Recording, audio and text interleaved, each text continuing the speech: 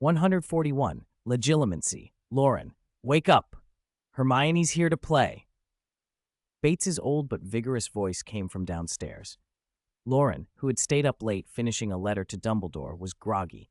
He crawled out from under the thin summer quilt he'd bought yesterday, blinked at the alarm on the bedside table, 7:30, and mumbled, "What's Hermione doing here?"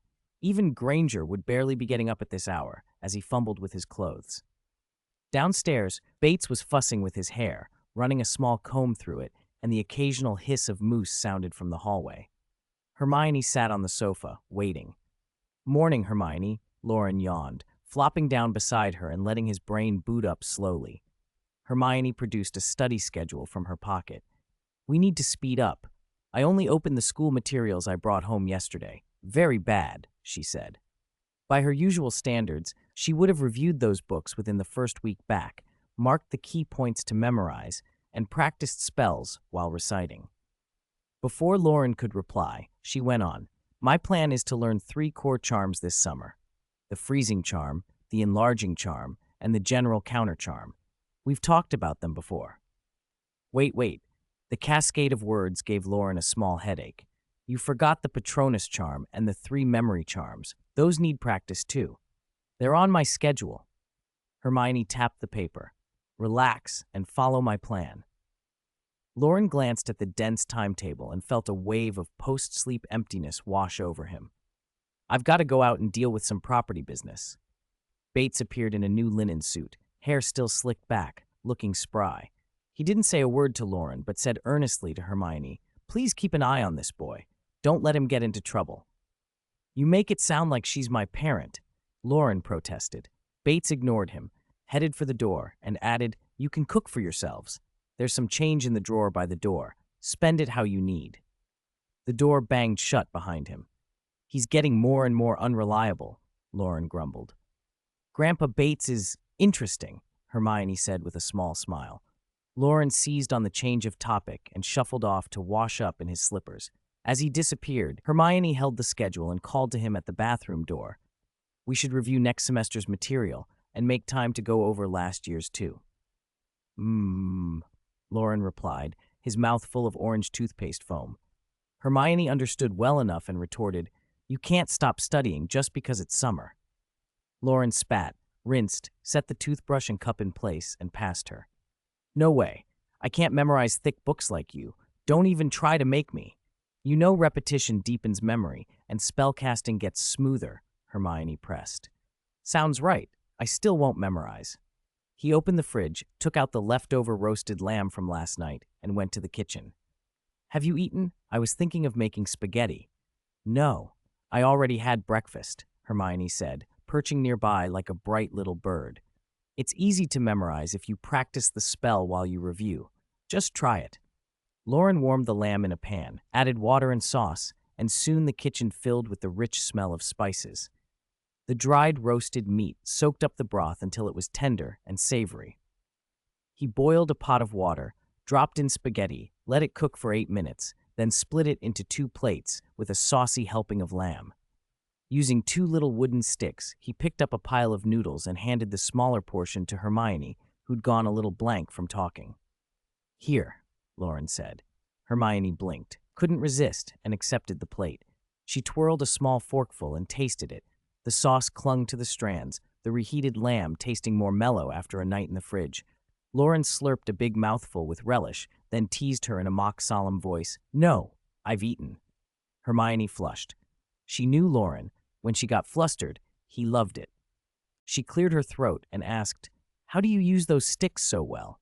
"It's handy for noodles, I learned," he said. "That's impressive. Looks hard to control." They ate in companionable slurps until Hermione was full.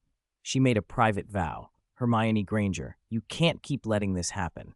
When Loren came back after washing the dishes, he found Hermione sitting with a slightly rounded stomach and a determined look.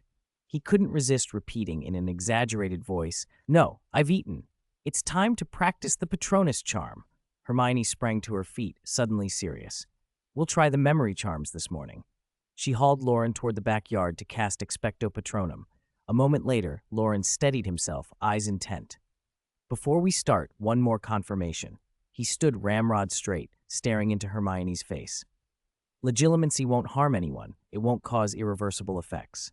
They'd finished their Patronus practice and were preparing to work on legilimency and occlumency, but Loren still felt guilty and worried he might cause Hermione harm. She sighed, exasperated. "You've said that 3 times already. I'm the one who'll be affected. Why are you more nervous than I am?" They were wasting time, and more delay would be rude. Loren cleared his throat. "Then, legilimency." He lifted his wand a fraction, though legilimency didn't really depend on precise wand work. It was less a gesture and more an act of the will. Something thrown out from the mind, using the gaze as a channel to probe another's thoughts. A skilled wizard could do it imperceptibly, leaving no trace.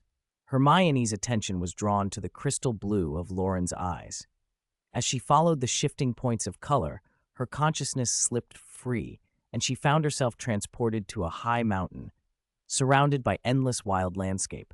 Memories came like waves, scenes she'd lived rose up and pressed forward. Loren, staring into her, felt a distant, translucent presence fill his perception, countless images and sounds coalescing. It was Hermione's memory, vast and luminous. He began to examine it, to follow the threads, but the experience broke off suddenly and thoroughly. They both came back at the same instant, blinking into the living room light.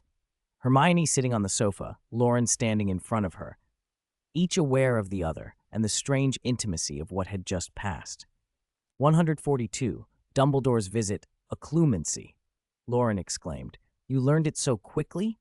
He had assumed occlumency was difficult. After a year, Harry still hadn't managed it, yet Hermione had picked it up on her first try. Could it be that my mind is too simple? He thought. "No," Hermione said, sounding exasperated. "Your legilimency just didn't work. The spell was interrupted halfway through." She hadn't even bothered to resist to make Loren's practice easier. Instead, she had been perfectly cooperative, deliberately slipping into the right mental state so he could view her memories. Loren rolled up his sleeves. "Then let's continue." They spent the morning on the Patronus charm and memory work, and the afternoon reviewing last year's lessons. Under Hermione's strict supervision, the day was painful and exhausting, but productive. As the sun set, Bates, back from dealing with the property formalities, walked Hermione to the door and tried once more to persuade her. "Are you sure you won't stay for dinner?" No, I have dinner with my parents," Hermione said, waving him off, a faint blush on her cheeks that the twilight barely caught. She had eaten lamb noodles for breakfast, and for lunch, something Loren had jokingly called a unique lamb soup rice pudding. Both meals had been too much. She didn't want to overdo it again tonight. Still, her stomach kept rumbling at the smell of food as she spoke. Bates chuckled, watched her leave, closed the door, and sighed fondly at Loren, who was sprawled on the sofa like a drowned rat. Bang! Bang! Bang! A knock at the door jolted Loren awake. He squinted at the alarm clock on the windowsill. 7:30. "Bates, if the house isn't on fire, let me sleep," he croaked. "Loren, it's me, Hermione. Get up, it's time to practice the Patronus charm." Hermione's bright voice came from outside. He groaned and sat up. Yesterday, she waited downstairs. Today, she was at his bedroom. He dragged himself out of bed and opened the door to find Hermione standing there, neat and eager. "This is too early. Wendell and Monica should still be eating breakfast, shouldn't they?" Loren protested, half asleep. "I eat faster than them," Hermione replied, producing the day's schedule and beginning to lay out the plan. "Your Patronus progress is a bit slow. We need more practice then." Blackness washed over his vision in waves again, but he managed to stumble downstairs. The house was quiet. Bates wasn't in the kitchen. "Where's Bates?" he asked. "In the afternoon, he'll review Transfiguration and potions," Hermione said without looking up from her schedule. "Grandpa Bates said he's gone to the bank and to sort the finances today." "Let me look after you." She didn't say the last part aloud. Oh no, another day dominated by Hermione. Loren felt his heart sink, but obeyed the schedule. He washed, brushed his teeth, put on the kettle, and threw together a simple breakfast. Baked beans in tomato sauce warmed from a tin, fried bacon and eggs, and toast. He set out 2 plates, one larger, one smaller, and handed the small one to Hermione. Hermione hesitated, the tempting aroma making her mouth water. She had meant to refuse, but the food smelled too good. She quietly took a second helping and ate until her stomach was uncomfortably full. Hermione, don't do this again, he thought, watching her wobble slightly. Later, on the sofa, Hermione sat upright and focused, gazing into Loren's eyes. An invisible link formed, and memories began to pass between them. Then suddenly, Hermione relaxed as if the connection had snapped. How was it? What did you see this time? She asked, curious and interested in the mechanics of legilimency. Loren frowned. I think I saw a few glimpses of you when you were little, but only brief flashes. From being unable to begin yesterday to catching scattered images today, Loren had made impressive progress. Even Lord Voldemort would have praised him for his natural aptitude. But neither of them was satisfied. Hermione's expression turned serious. It still failed. You didn't even reach the first stage. From what you wrote down, the next stages are finding specific memories, discerning emotions, even reading thoughts as if mind-reading, Loren mused. He admired Hermione's ability to summon facts on command and had an idea. If you recite the steps while I read your memories, couldn't I just recite them back? Stop dreaming, Hermione said, rolling her eyes. Keep practicing. Once you master legilimency, I'll start occlumency. They spent the week following Hermione's plan, mornings on the Patronus and memory work, afternoons reviewing spells and lessons.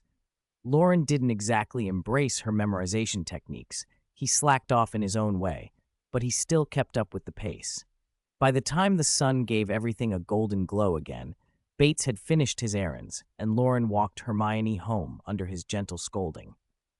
At first, the short walk had felt too trivial for ceremony, but as they moved side by side in the evening light, both found a quiet pleasure in the silence. The day's studies had already said so much between them.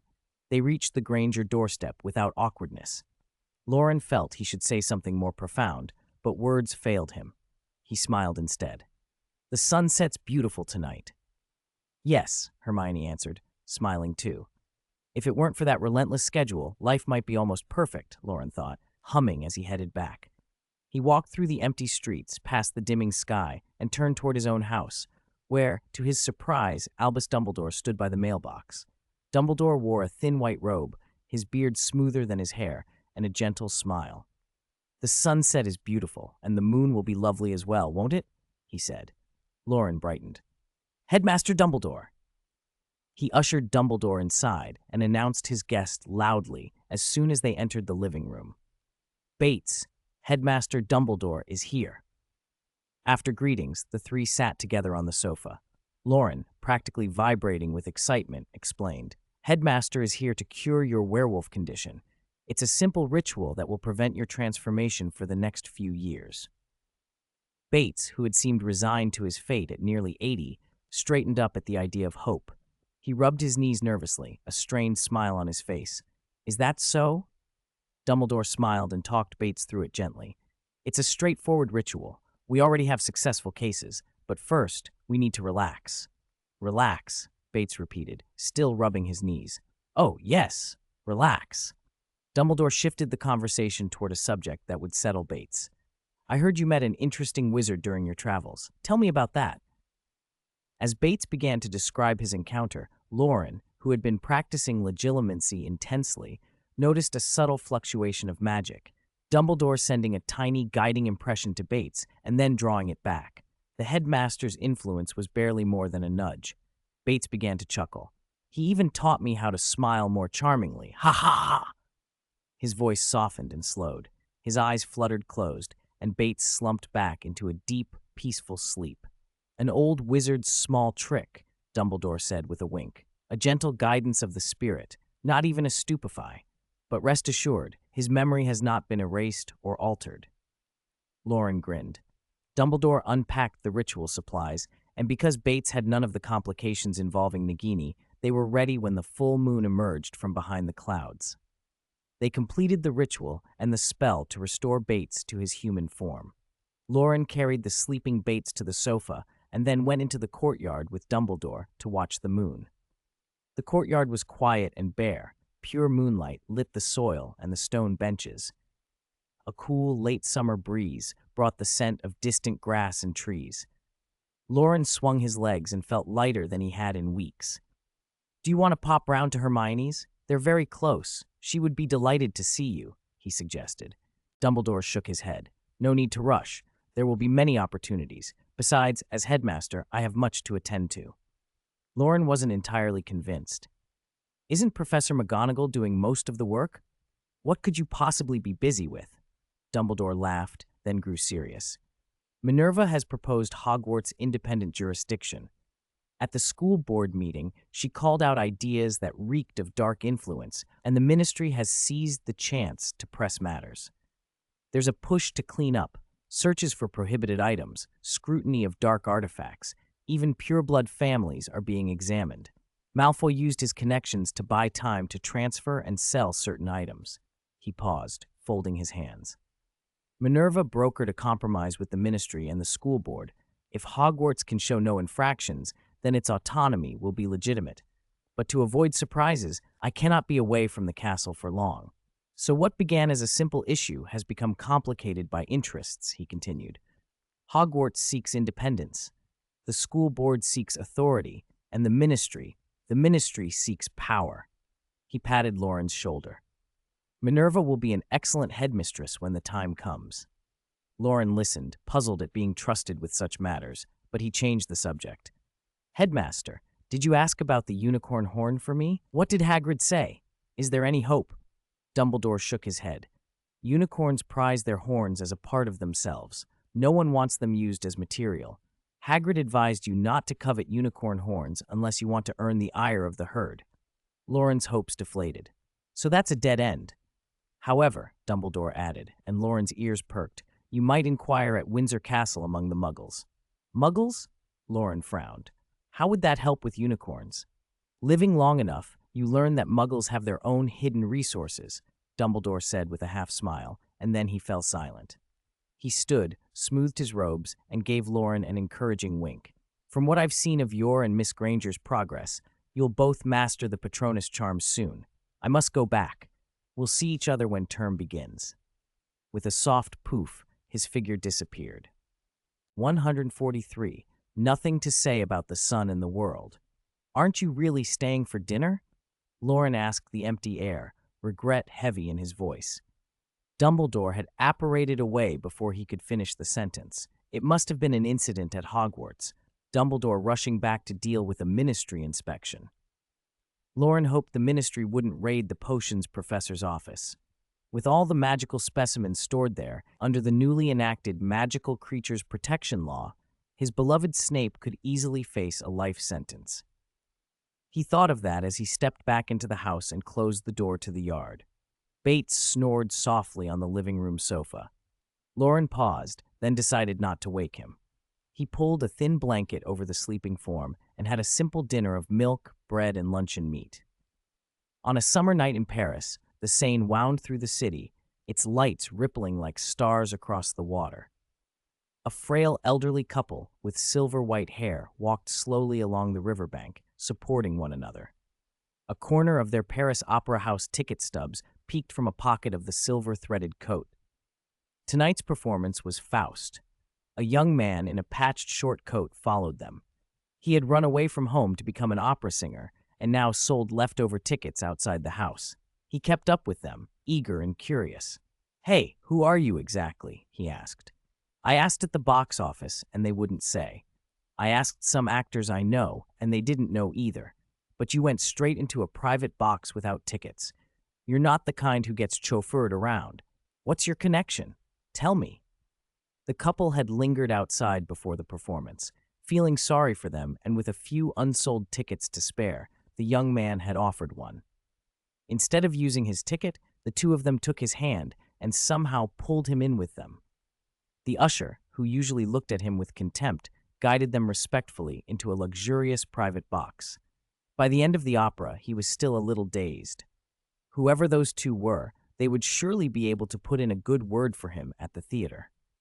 The old man shuffled slowly, inhaling the scent of coffee from a nearby cafe, glancing down at the sparkling river because looking up strained his neck.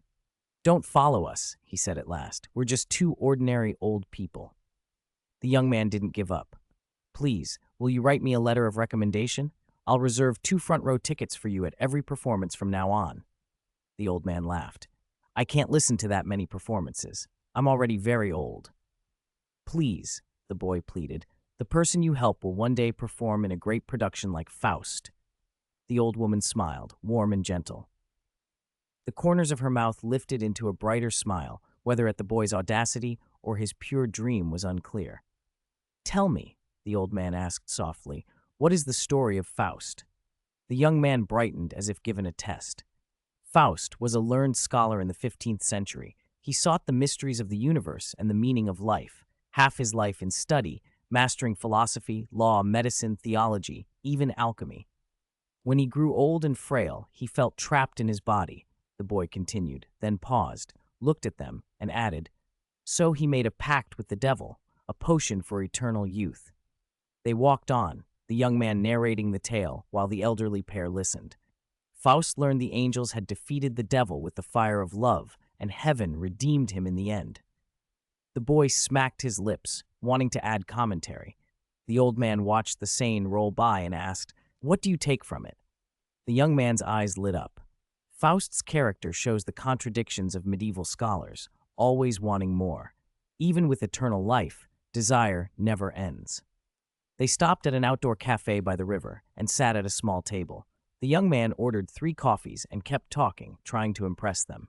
"Every day we live, we must pursue our dreams and freedom. That's true liberation." The old man lifted his cup, tested the temperature, and took a small sip. "Is eternal life important?" he asked. The young man laughed. "If I said it wasn't, that would be a lie. If I could choose eternal life, I wouldn't refuse." He'd talked so much he was thirsty. He downed his coffee in 2 gulps and, suddenly serene, no longer requested a recommendation. "Don't speak of me," he sighed with a satisfied smile. "At your age, don't you both want a few more decades to hear more performances of Faust?" The old couple smiled together. The silver-haired old man looked at the boy. "What would you think if I told you I have a very close relationship with Faust?" The young man, tasting the bitterness on his tongue, teased, "Then are you friends with Goethe, the author, or Gounod, the composer?" Faust's earliest tales were 15th century. Goethe began his version in 1768, and Gounod's opera premiered in Paris in 1859. How close could anyone be? The old man didn't answer directly. He talked instead about interpretations of Faust, its creative background, and the social currents that shaped it. The boy listened, occasionally offering his thoughts, no longer begging for anything. When the old woman finished her coffee, the old man stood slowly and smiled at the boy. "I did spend some time with Goethe," he said, "but the story I told him wasn't quite like this, and the first draft he showed me wasn't exactly this either." Remembering something, he looked at his wife and asked in suspicion, "Did you say something to Goethe that made him change Faust into its final form?" Perenelle shook her head but kept smiling gently. Seeing no answer, the old man turned back to the young man. "Over 200 years ago, I lived in Germany and met Goethe. I told him about my search for the Philosopher's Stone and the elixir of immortality. I don't know how much he remembered, but he wrote Faust as he did." He looked at the boy with quiet firmness. "However," he said, "it can be said that I am Faust." The young man's eyes grew wide. Then, as if a dream had been broken, the old couple simply vanished from where they stood. Only their still warm coffee cups remained on the table, and a letter of recommendation pressed beneath one cup, proof that 2 such people had been there moments before. An old man in a white robe embroidered with intricate patterns on the collars and cuffs, his beard long and white, crossed the English Channel. It was 1992. Travel between London and Paris was easy by ferry, train, or plane, but he apparated continuously without stopping. Apparition is comfortable for short hops, but long distances increase the risk of splinching or worse. Wizards usually used a portkey for cross-country travel, yet he found returning to Hogwarts for a portkey slower than his current method. "Nicholas, are you really not going to leave me a single word?" he muttered as he apparated along the St. Pancras Dover route. Short hops, Dover to Calais, each time surfacing on the sea and jumping again before the water could touch his robe. Not a single drop wetted his hem. In less than half a minute, he went from Dover to Calais. The speed would have turned heads in both the Muggle and Wizarding worlds, but he was too quick to be noticed. This was Albus Dumbledore, then Chief Warlock of the Wizengamot. Outside a grand manor, an elderly couple with silver-white hair slowly entered. After refining the Philosopher's Stone, he had been able to melt mercury and metallic sodium into gold, what the world called turning stone into gold with alchemy. He used that wealth to buy the manor and then traveled the world seeking famous alchemists, exchanging knowledge, befriending remarkable muggles, sharing long-gathered thoughts as if he were a creator. He fashioned the manor to his vision, exquisite, profound, almost like a manifestation of his studies. Even so, he seldom stayed. There was always more to see beyond its walls. The longer he lived, the more precious his fragile body became. He dared not risk it. A few decades ago, a muggle had found them, and everything changed. Nicholas Flamel took Perenelle's arm, trembling, and smiled. "It's a good thing you were by my side," he said. "Otherwise I would have died long ago." Perenelle was as old and trembling, her smile still warm. To build a manor and refine it for a lifetime only to use it as a stone coffin, that would be a waste. Nicholas straightened as best he could. The effort cost him. His speech grew unclear, and he paused for breath between phrases. I've grown, mature. Over 600 years. Time to be willful, once." Perenelle smiled. She had made arrangements in secret. No one at Beauxbatons or even Dumbledore had been notified, and the manor had been emptied, left as an empty shell. This hardly counted as recklessness. They made their way to the main gate, turned to face outward, and leaned against the door. Crystalline light spread across the manor's walls, the gaps between bricks filled with runes and the foundations of magic circles. Doors, windows, walls, and roof shimmered and shifted, folding inward until the whole estate became a stone coffin. Nicholas finished his last sentence, trailing off. "What happened?" After saying that, they gently closed their eyes. Dumbledore, who had just arrived in Paris, looked up. For a moment he couldn't remember where Nicholas's manor was. He gazed at the brightly lit city, at stars and streetlights interweaving, at the Seine carrying away laughter and joy, and sighed. The Fidelius charm, he thought, the secret keeper. If the secret keeper chooses not to reveal a secret, then when that keeper dies, the secret dies with them. In the deep blue sky, the stars twinkled. Shadowed houses lined the cobblestones, and warm yellow light spilled out onto the square. Dumbledore followed a magical fluctuation and appeared under a tree by the open-air cafe where the dazed young man still sat clutching the letter with messy handwriting. The moment Dumbledore looked at it, a sliver of silver-white light, barely visible to muggles, shot up and struck him. He didn't flinch. The beam fractured against him into countless tiny sparks. Nicholas Flamel's voice, clear as a bell, rang out. "Tell Loren for me, regarding the sun and the world. I have nothing to say." Dumbledore watched the light fade and repeated softly, "Regarding the sun and the world, nothing to say." A phonograph in the cafe filled the air with music, and a deep, resonant male voice rose with the orchestra. Ambitious, forever roaming afar, half aware of his own arrogance. He demands the most beautiful stars in the heavens and the uttermost decadence upon the earth. To the moment I can say, "You are so beautiful, please, stay." The traces I leave in my lifetime will last for thousands of years without fading. Now, with lofty happiness, I revel in this supreme moment. Author's note: I don't know if readers who haven't read Faust will find this hard to follow. I tried my best to make Faust's content clear and to show how truly connected Nicholas and Faust are. The original opera is available online. Thank you to readers who've subscribed automatically. I'll work to build my drafts better to avoid future blocks. Counting is done from the first publication, so readers won't lose out. To avoid waking Bates from his good dream, Loren finished dinner and went back to his room to think about how to get a unicorn horn. Apothecaries in Diagon Alley routinely sold unicorn horns for 21 galleons apiece and always seemed to have plenty in stock. But if Loren actually bought one, Snape would see it and make him copy the potions textbook as punishment, because those were unicorn-like horns, not real unicorn horns. He had already learned that in first-year potions. They used unicorn horn to brew a common antidote, and that was when he found out the horns on the market were not true unicorn horns. Unicorns are unique magical creatures. Their magic is remarkably pure, their vitality intense, and they carry a dangerous curse. Every part of a unicorn, blood, hair, horn, has special properties. The blood contains immense life force. It can keep someone on the verge of death alive, which is why Voldemort hunted unicorns. Their hair is prized for wand cores. Ollivander believed unicorn hair wands were loyal, reflected a user's magic honestly, and resisted the dark arts best. There was even talk that unicorn hair retained a kind of life force, and when it lost that activity, a wand could backfire. The horn, above all, holds extremely pure magic. It suppresses dark arts and can restrain dangerous creatures like Voldemort and Dementors. Its detoxifying properties are merely the least conspicuous effect.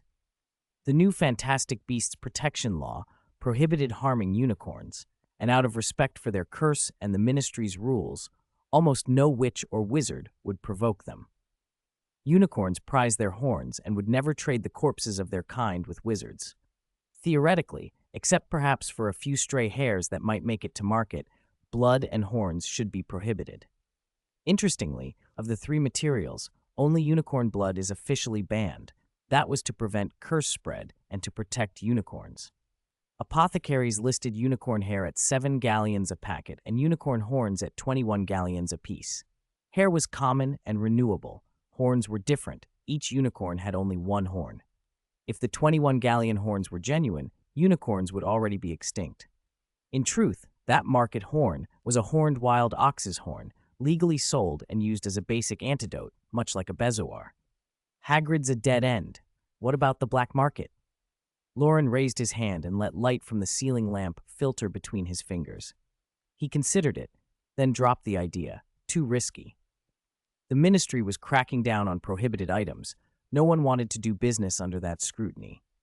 He squinted as the white light streaked, and softly repeated Dumbledore's parting words, "Live long enough, and you will naturally know some hidden things." Who had lived longer than Nicholas Flamel? Loren rolled over, switched off the light, and slipped into the world of the fantastic book. The library was clean, bright, and empty. Loren called out, "Flamel!" Footsteps answered him. He turned to see Flamel coming toward him on solid feet, leather-soled shoes making crisp sounds on the floor. Loren blinked. "You upgraded?" The Flamel he remembered had the obvious properties of a magical construct, a vividly colored, solid upper body that blurred toward translucence below the waist, moving by floating like a ghost. This Flamel wore a neat suit and walked like an elegant gentleman, more like a nobleman from the Middle Ages than the slight apparition Loren was used to. Flamel smiled. "The highest pursuit of potions is the elixir of life, the resurrection potion. Do you know the highest pursuit of alchemy?" "Why bring that up now?" Loren admitted he didn't know. Flamel looked down at his solid legs and said softly, "Before Nicholas, alchemy was a mess. Remnants of ancient magic, fragments of knowledge scattered like scraps. Those who found a piece could follow records to produce rigid items. Magic items existed in the wizarding world, but no one could make things like the Deathly Hallows or the Mirror of Erised anymore. Alchemy declined. Even schools like Hogwarts couldn't reproduce items such as the Sorting Hat or Ravenclaw's diadem. It was barely a discipline, less respected even than divination. He looked up at Loren. Until Nicholas Flamel appeared. He traveled the world, studied the Emerald Tablet, merged ancient languages and runes, and stopped alchemy's decline. There was little sorrow in his voice, only a hint of melancholy.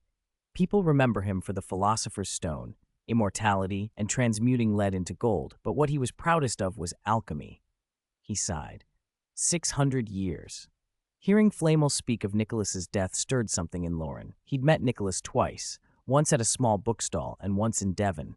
Those encounters had been brief, and he couldn't claim deep affection, but he felt a small pang of regret. He tried to comfort Flamel. "Don't dwell on it." To his surprise, Flamel stared at him. "Dwell on it? I'm not sad." "Ah?" He lived over 600 years, traveled the world, enjoyed its beauty. He lived long enough. Death was a decision already made. Why be sad? Loren fell silent and decided not to push. "What did you mean earlier by the highest pursuit of alchemy?" When Nicholas was 300, his aim was to use alchemy to create truly intelligent life. I was a product of that time. Flamel spread his hands as if presenting himself. Because biological transmutation is taboo, Nicholas started with the soul. Unlike magical portraits, Nicholas wanted to make a magical life that had intelligence, independent thought, even creativity. But it didn't succeed, Flamel continued, frowning as he searched for the right words. We lacked a certain substance. Think of it as vitality at the soul level. Nicholas saw it in ghosts, but not in magical portraits. Without it, the experiment could not go on. Even I was only a half-finished product. After Nicholas died, our unique link allowed him to transfer part of that substance to me, and that caused some changes. Loren looked him over. Apart from the change in appearance, Flamel seemed much the same, lively, fond of opera, thoughtful. A sudden idea struck him. If I make a philosopher's stone someday, use it to create a soulless body, and then put you inside, would you become whole? Flamel paused and considered it a long time before answering. Nicholas's memories give me no experience in this, so I cannot deduce an answer. We'll try, Loren's excitement bubbled. The highest pursuit of alchemy might be realized by me.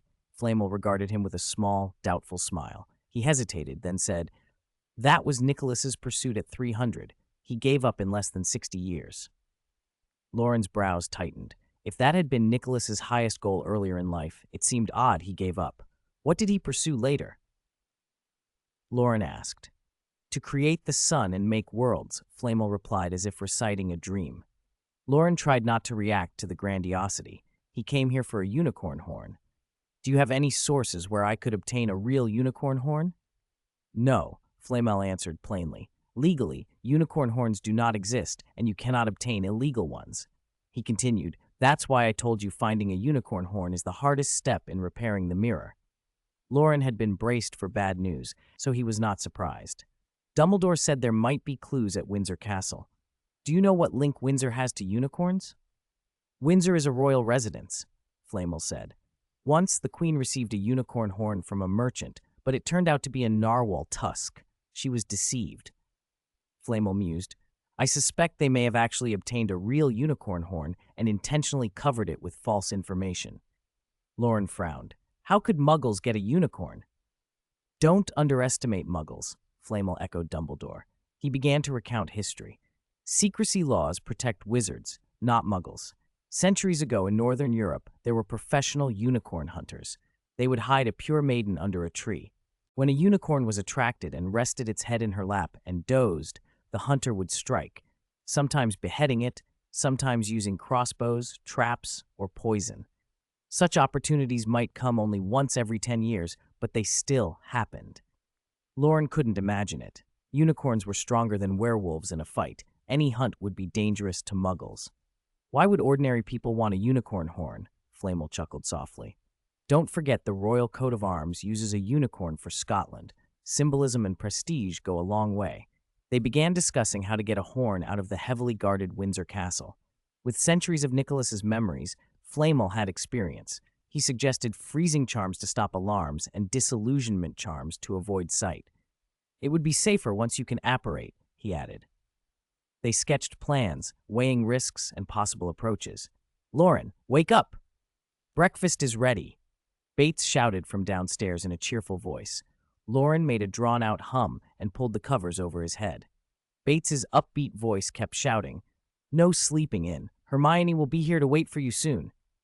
There was knocking on the door, then a hand emerged from under the blanket, groped for the alarm clock, and held it up through the covers. The hands pointed to around 6:35. A muffled, pained groan escaped Loren. He'd stayed up too late sketching plans and hadn't slept enough. A few minutes later, stiff and numb, he dragged himself downstairs to wash. Only when warm milk hit his mouth did his brain begin to wake. He made a sandwich with fried luncheon meat and bacon, folded it, and bit in. The carbs, fat, and protein hit just right. He felt revitalized. I'm alive again, he declared. Bates, who had already finished breakfast, watched with a satisfied smile. He'd woken on the sofa and had to think for a moment before remembering last night. Was the headmaster busy? He left so fast I didn't even get to thank him. He might be busy, Loren replied. I'll thank Dumbledore properly on your behalf. He finished one slice and started on another, asking as he worked, How do you feel after the ritual?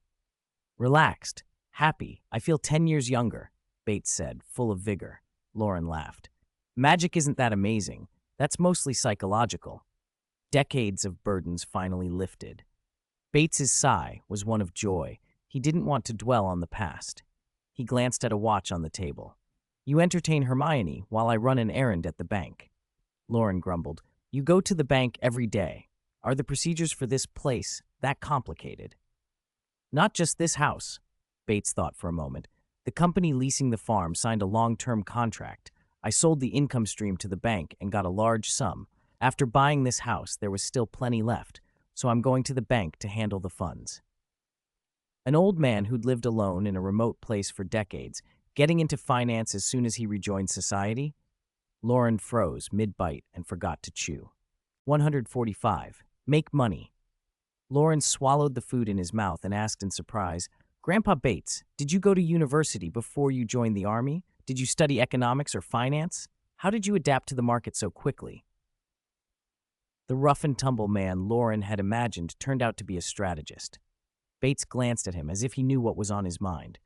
We made our living from a farm. None of us went to university, he said. Then how? Loren hesitated.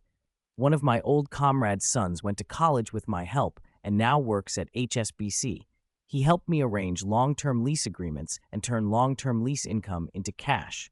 He told me to keep enough for living expenses and put the rest into long-term income funds. Mostly real estate funds, Bates continued. I don't think he'd lie to me. Bates told Loren everything plainly. All the money had been prepared for Loren. At nearly 80, how much could he possibly spend? The house would go to Loren, and the income funds would provide steady returns and reduce inheritance taxes. It was all for Loren. Loren nodded, believing it was simply Bates's way of doing right by him. It wasn't deception. Over the coming period, the global economy would enter a rapid expansion. British real estate, having just come out of a slump, was at a low point with strong appreciation potential. Loren's mind sifted back through memories, hunting for economic details that could make him rich. In the Christmas letter he'd written to Hermione last year, he'd predicted the pound would fall significantly this year. With enough principal and bank leverage, if you ignored the risks, you could make enough to be financially free. He needed to remember the specifics carefully. Bates saw the time. He had an appointment to meet his comrade's son before the bank opened. You just go to school and do as you please. Don't worry about money, he said, rose, and went into the dressing room to get ready. Loren absent-mindedly popped the fried egg into his mouth, chewed, and swallowed. Bates emerged in a satin suit with his hair slicked back, pacing the living room as he finished his preparations. He looked a little awkward in it, Loren thought. Do you have to dress like that? Loren asked. Bates didn't answer. He stepped to the door. I think Hermione will come by today. Treat her well. He called as he closed it and left. Loren ate and mentally replayed what he knew about currency depreciation and how to follow those capitalists who made money off it. Ding! The doorbell rang. Who is it? Loren asked, standing to open the door, and then realized it must be Hermione. It's me, Hermione. Her voice was bright. She'd gotten up early, as she always did. She came by every morning. Loren wondered if he should be the one to visit her this time. He moved to the door and opened it. Hermione wore a white knee-length dress, white socks, and canvas shoes. She looked full of energy. Good morning, Hermione. Loren stepped aside to let her in. How about I come over to your house tomorrow? Okay, she said. Just don't oversleep. Loren pretended to be offended. I got up early today. I just got distracted after breakfast and forgot to tidy up. Have you eaten? Want me to make you more? She asked as Loren cleared the dishes. No, I've already eaten, Hermione said quickly, but there was a flicker of disappointment beneath her words. She hadn't expected to need extra breakfast, just like she'd thought yesterday, yet for some reason she felt let down. Loren turned the faucet and began washing plates. Cold water ran over his hands, brisk and refreshing. Hermione stood in the doorway and looked around, then asked, Where's Grandpa Bates? Has he gone out? He went to the bank. Loren set a plate on the counter. By the way, how did your building society investment from last year turn out? Following your letter, I exchanged some currency, half in dollars, half in Deutschmarks, and deposited it. Hermione watched Loren wash, thinking he had a different kind of charm now, something other than the reddened birthmark on his forehead. What did your parents think? Loren rinsed and started on a second round of washing. My mum agrees you that the pound will fall, but she thinks the government will keep things stable, so the drop won't be too bad, Hermione said. That's normally true, Loren agreed. Under ordinary circumstances, there wouldn't be a big depreciation, and the Grangers aren't short of money anyway. But the near future wouldn't be ordinary. A financier named Soros had set his sights on the pound, gathering capital to short it.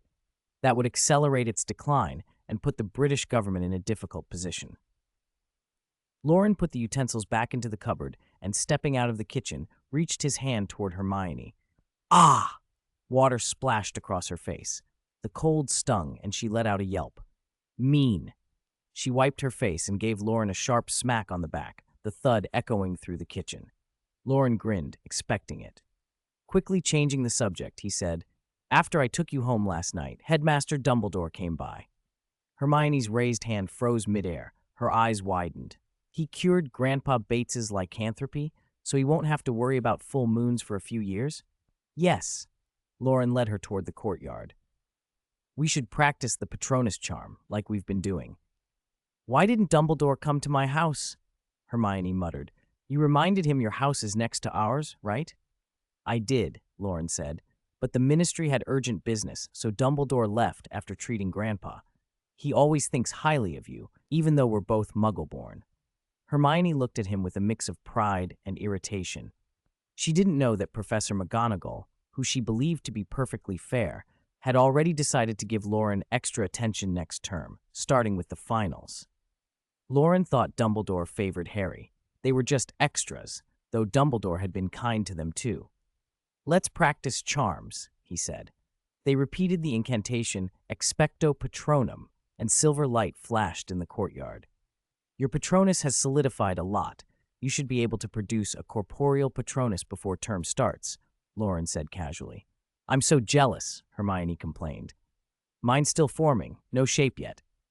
Don't slack off, Loren teased. Okay, Professor Granger, he answered, imitating her in mock seriousness. When Hermione's attention drifted, Loren couldn't resist and whispered, Lumos. Bang! He'd asked for trouble. A comic, well-aimed thwack landed on his arm. He grimaced and rubbed it.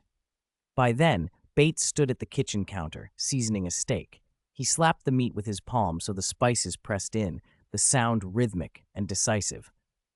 Why didn't you keep little Hermione for dinner? He demanded. She wouldn't have agreed, Loren called from the doorway, watching the old man marinate. And you've put in too much salt. The steak won't absorb all of that. The rest will be wasted. Bates used not to marinate steaks at all. Only after seeing Loren do it a few times and learning the marinated version tasted better, did he reluctantly start. He dropped a knob of butter into a hot pan and waited until it melted and smelled nutty. Then he seared the steak, holding each side to the pan so heat would denature the edge proteins, sealing the juices, and turned it carefully until it reached the doneness he liked. Loren watched for a moment and suggested, it'd be better cut into strips, stir-fried with onions and served with rice.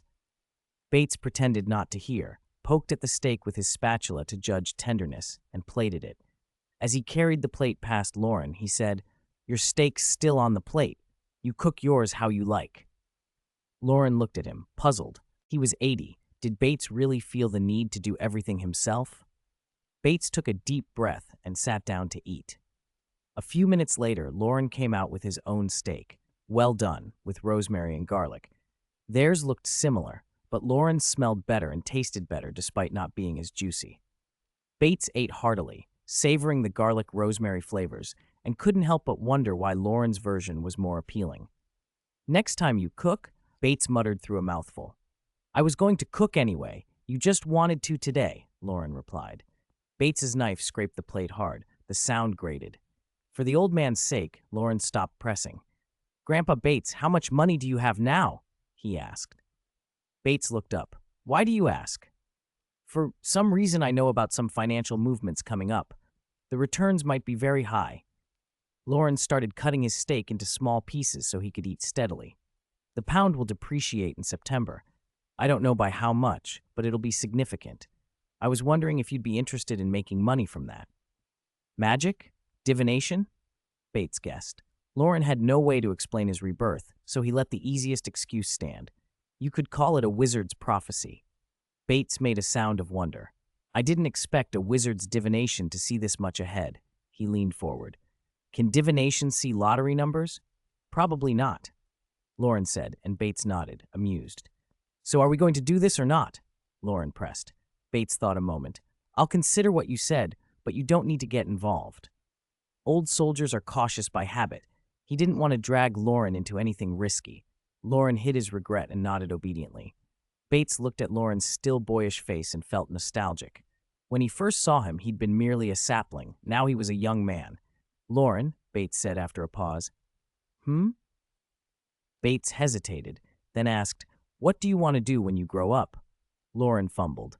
I don't have anything specific yet. Maybe go back to Muggle society. He stopped, grinned, and enjoy life. Bates smiled, thinking Loren hadn't thought much about his future. What kind of jobs do students from magic schools usually get? It depends, Loren answered. Pureblood families often inherit family businesses. Others become dragon keepers, professional Quidditch players, aurors at the ministry, like police, or hold civil service jobs, or run shops that sell magical supplies. And salaries? Bates asked. Most can support a family, Loren said. Pureblood families with monopolies do very well. Capable wizards can earn by teaching or other talents. But secrecy laws and the old pureblood networks block many people, so a lot of folk just get by. Bates listened and nodded thoughtfully, then fell silent. 146. Hermione's patron saint. The sky was just beginning to lighten, and the cool, damp July breeze slipped through the slightly ajar window and brushed Loren's sleeping face. He felt his eyelashes flutter, as if teased by mischievous elves, and after a few blinks, he opened his eyes. The alarm beside the bed had just passed 6. Because he'd gone to bed at 9:30 the previous night, Loren felt refreshed and had no desire to linger under the covers. The fantastic book lay quietly on the pillow. Flamel's portrait bowed on the cover, eyes closed and expression serene. Loren threw off the covers, changed out of his pajamas, and pulled on a cotton linen polo in a light, summery green and a pair of cropped brown trousers. Goodbye, Flamel, he said cheerfully as he folded his quilt and slipped out of the room. He didn't expect an answer. He was only joking to himself. Yet after the door closed, a thin ribbon of silver light traced the edge of the portrait. Flamel's eyes opened, silvery white pupils that held ancient memories. The portrait shimmered. With a step, the small image stepped out of the frame and, growing to life size, walked into the room. He looked around the bedroom with delight, then padded to the window and watched the sun climb. Downstairs, Loren got washed, sliced thick pieces of bread into the toaster, set the timer, and fried eggs, bacon, and sausages. Meanwhile, at the house next door, Hermione Granger, ever disciplined and regular, was roused by an urgent pounding on her door. Dong, dong, dong, dong, dong, dong. The knocks came, excited and impatient. Hermione opened her eyes, still drowsy. She usually woke just before her alarm, but today she had been jolted awake. The knocking continued. Hermione, wake up! She heard Loren's voice, threaded with excitement and a little embarrassment. She sat up, smoothed her hair without much expression, folded the quilt neatly, and went to the door. Loren stood there with his hand still raised for another knock, grinning. He cleared his throat to rein in his smile. I came to find you to practice magic, he said. Hermione was equal parts annoyed and amused. She jabbed his shoulder lightly.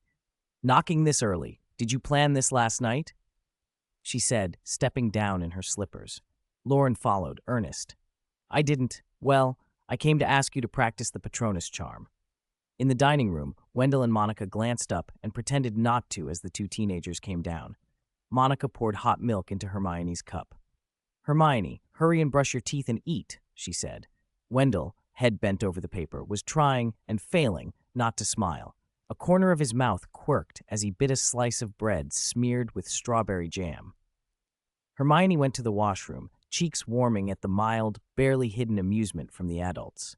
When she returned, Loren and Monica were talking about toast, jams, baking times, bacon, and chickpeas. Breakfast smelled wonderful, and the bread tasted of wheat and jam, but the convivial domestic scene made Hermione uncomfortable.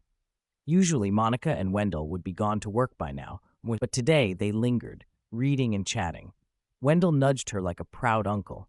Eat more. Loren's at our house today. You might only get breakfast once. Hermione swallowed hard and finished the food on her plate as quickly as she could. Then, standing abruptly, she grabbed Loren's sleeve. It's time to practice the Patronus charm, she said, a little flustered and determined. They went out into the courtyard. Expecto Patronum, they said together. Silver light flowed from their wands, the familiar shimmering glow of the charm. Monica called a cheery farewell as she left. Hermione, Loren, be good. The slam of the car door and the sound of the engine made Hermione's spirits lift. She repeated the incantation with renewed focus.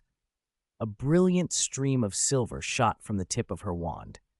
Instead of the faint wisp they both sometimes produced, the light gathered and thickened until it rounded into a distinct, glimmering mass. To their astonishment, it took the shape of a dolphin.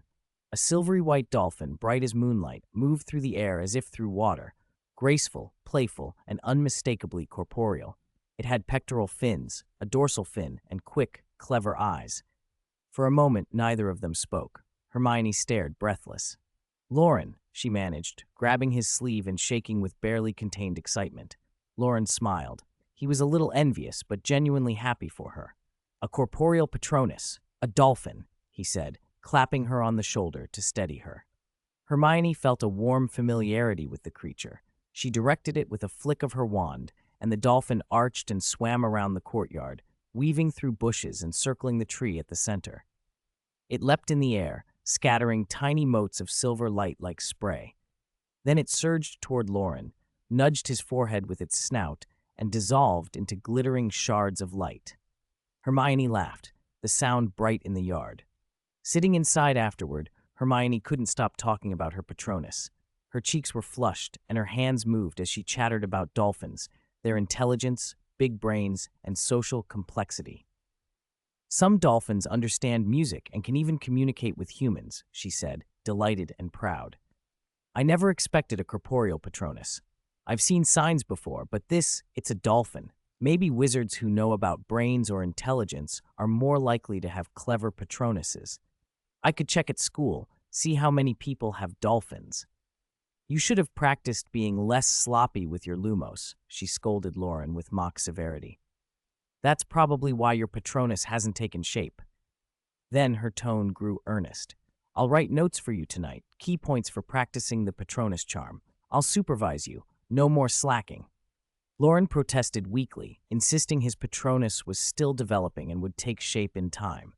Hermione countered with a regimen, mornings for Patronus practice, evenings for extra runs, alternating practice while she revised, small steady improvements. Loren felt put under a benevolent tyranny. When he'd lived with her before, he could drag Hermione along for half a day of fun. Now she lived next door and had him under constant study supervision. He sighed. There was no easy escape. They spent the morning on Patronus work and, at Hermione's insistence, legilimency practice too. Thanks to Hermione's enthusiasm, Loren's legilimency had progressed to the point where he could glimpse many of her childhood memories. Scenes that showed his ability had reached the first stage of penetrating memory, leaving the finer probing of emotions and thoughts for later. By evening, he returned to his own home, tired but thoughtful. After speaking with Bates and learning that London had a large aquarium, an idea for a small truant adventure began to form in his head. In his bedroom, Flamel's faint glow startled him. Loren reached out and his hand passed through the apparition. Is this a new feature after the upgrade? He asked. Upgrade? Flamel said, amused by the phrase. A fitting word. It is a new ability. Can other things from the book come out too? Loren asked. No, Flamel replied. Even I can only move outside the picture to this degree. I can't affect reality. How far can you go? Around 33 feet. Loren thought for a moment. Can other people see you? Some wizards can, some cannot. Muggles can't at all. Why? Flamel spread his hands. This is an illusion projected by magic. My true form remains on the cover. Those who are sensitive to magic can perceive me. Others cannot. What about sound? Can they hear you? No, you can hear me because you have a special connection to the fantastic book. Loren's eyes brightened. So, you could help me cheat on exams, right? No one could see you, and I could copy answers. Flamel gave him a look, and then slipped back into the portrait with a streak of silver light. His action was refusal. Loren flopped onto his bed with a small laugh and let his consciousness drift after the book for a moment. The next morning, Hermione arrived a little later, having delayed her visit and skipped a second breakfast. Under her supervision, Loren's Patronus orbs grew a little larger, but still would not solidify. They sat on the living room sofa, sharing a chocolate bar, one of the sample packs from Granger Dental Practice. Loren chewed, a frown crossing his face at the bittersweet taste, and finally swallowed the last square with exaggerated gravitas. "It's delicious," he said, solemn. "Remember to bring some to Headmaster Dumbledore when school starts. He'd like it." Hermione tossed the wrapper in the bin and took a sip of water to rinse her mouth. "Less sweet chocolate is better for your teeth," she said, pleased. "It also tastes richer." Loren brightened with a scheme. "How about the aquarium this weekend? I heard they have a dolphin show." Hermione hesitated. Her holiday study plan was demanding, laid out to cover every day. A sudden trip might disrupt it. Loren, desperate, offered a perfectly reasonable justification. "Your Patronus is a dolphin. Seeing real dolphins might help you." After a little back and forth, Hermione relented. They agreed on the aquarium for the weekend, and both imagined, in their own ways, how a real dolphin might inspire more magic to come. 147. Undercurrent manta rays glided through the blue, flat wings, cutting slow, elegant arcs, and towering glass walls enclosed the watery world. Icy blue xenon lamps cast crystalline light that fractured and shimmered in the space of water and glass. "Look at those jellyfish." Hermione pressed her face to the pane, eyes bright, trying to take in everything at once. The moon jellies opened their translucent bells and then contracted to propel themselves, their soft bodies billowing and drifting. Above them, a hammerhead shark swept its tail and glided silently over the heads of the visitors. Loren felt the shadow pass overhead and looked up. "Shark," he murmured. Hermione looked up as well. They craned their necks together, following the shark until it slipped behind a curtain of reefs and coral. Those creatures were not as small and magical as a bowtruckle, nor as noble as a unicorn, but in that weave of light and water, the nameless sea animals moved with a slow, dignified grace that felt almost sacred. Wendell and Monica Granger and Bates trailed behind the children, watching them with fond amusement. The adults appreciated the scene, too, but in different ways. Their smiles were quieter, their delight softened by restraint. "Is this Hermione's first time at an aquarium?" Bates asked. He'd always thought Hermione more composed than his son. Seeing them both so rapt put them on equal footing. "The last time was years ago. She probably doesn't remember," Wendell replied with a smile. "I thought they'd stay home and study all holiday," Bates said in his deep voice, lowering it in the hush of the exhibits. "Honestly, Hermione works too hard. You should make her go out more." His barb was aimed at Hermione. Loren had been studying with her lately, but Bates assumed Loren was the loafing one. He'd come home to find Hermione reading while Loren fiddled nearby. Wendell and Monica exchanged wry looks. "We wish Hermione were more like Loren," Monica said. "But unless we take her out, she rarely asks." "It was Loren who persuaded her to come this weekend," Wendell added. "We should thank him." Bates barked a laugh. "It should be Loren thanking Hermione. Without her teaching him, that boy would be in trouble everywhere." The adults made small talk, while Loren and Hermione clustered ahead, making the noisy, high-pitched exclamations children do. "Look, this dolphin is blowing bubbles at me," Loren crowed, patting Hermione's shoulder. Hermione stepped aside without expression. "That's a beluga," she corrected. Wiltshire, England, Malfoy Manor. The estate lay in immaculate grounds where flowers of every season bloomed together. White peacocks wandered the gardens. Fountains threw up water and mist that lent the air an ethereal softness. Inside, the white stone walls and Victorian motifs, the solid wood tables inlaid with silver vinework, and the deep green leather sofas embroidered in dark gold announced an old, cultivated luxury. Lucius Malfoy had just returned from a day of calls and meetings. He sat rigidly on a sofa, eyes shut, his dark green suit with silver piping still on, platinum hair slightly rumpled. News from Hogwarts had been fraught. Crabbe's trouble with Professor McGonagall had fed a wider attempt to curb the school board's power. For pureblood families, Crabbe's misdeeds carried consequences. But worse were the rumors the man had started, that Lord Voldemort was not dead and would return. Lucius had already been contending with ministry and school politics. That whispering only stirred the pureblood community into a fever. He had to put the fools down. Not everyone realized that Voldemort's absence was in the family's best interest. "Father, you're back!" Draco's footsteps echoed down the stair. He was one of the few active presences in the vast house. Lucius made a sound of acknowledgement. Draco settled opposite him and asked softly, tentative, "Are you going out again tomorrow?" Lucius opened his eyes. Fatigue slid away. He didn't answer directly. "What are you digging through in the study all day?" "Don't tell me you've been studying," he said, the edge of command in his voice. Draco tensed. A bright, crisp voice came from under the candelabrum as Narcissa approached, pale and perfectly kept despite the years. "Why are you yelling? He's just a child," she chided, settling beside Draco and resting a hand on his shoulder. Lucius's tone cooled some with his wife's intervention. "I don't want him involved in these things yet. He's too young. I worry he'll idolize the wrong person." Narcissa's fingers tightened almost imperceptibly. "If we leave him alone in Slytherin, he'll pick up bad influences. It's time he learned some truths." Draco knew who they meant by that person. He didn't understand why his parents feared his admiration when his father had once been and still had ties as a follower. "I don't idolize Lord Voldemort," he said earnestly. "I just want to know what happened." Lucius considered him a long moment. Then he asked, cold and precise, "Draco, how do you think the House of Malfoy looks to others?" "Glorious, noble, wealthy," Draco answered without thinking. The words came out of habit. Lucius's jaw hardened. Glory was the last thing Lucius wanted his son to cling to. He leaned forward and spoke low, his voice chilling. "No, we are bugs."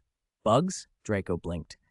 "In Lord Voldemort's eyes, in Dumbledore's, in their circles, most people are bugs. That's not the worst part. We are fat, conspicuous bugs. Other bugs will try to claim us. Important people will want a piece. They can see us from a mile off." He could hardly stop himself. The thought had been building. Being the Dark Lord's servant, being on the school board, being the ministry's financiers, all of it is to keep the House of Malfoy going. "Do you understand?" Lucius demanded. Draco felt a chill unfamiliar and more terrifying than anger or scolding. He couldn't answer. Seeing the boy's confusion, Lucius softened and waved him away to play. Draco departed, distracted. Narcissa watched him go and then rebuked Lucius quietly. "He's a child. Why say such things?" Lucius took a breath. "Didn't he ask for an invisibility cloak? Buy him one." "Are you saying you'll be away more?" she asked. "There are matters here, and the school situation still needs dealing with." Lucius paused, thinking of the blank diary, of the rumors the fool crab had spread. He felt a headache forming. Narcissa poured tea. "The school board has bent to Dumbledore before. If he becomes principal or McGonagall takes over, the board will be sidelined. If we can't influence the school, hand over the power to people without selfish aims. Snape can look after Draco. The board hasn't capitulated lightly before. McGonagall is leading the meeting. She could succeed Dumbledore. If she does, she'll oust the board. We can't let that happen." Lucius set down his teacup and frowned.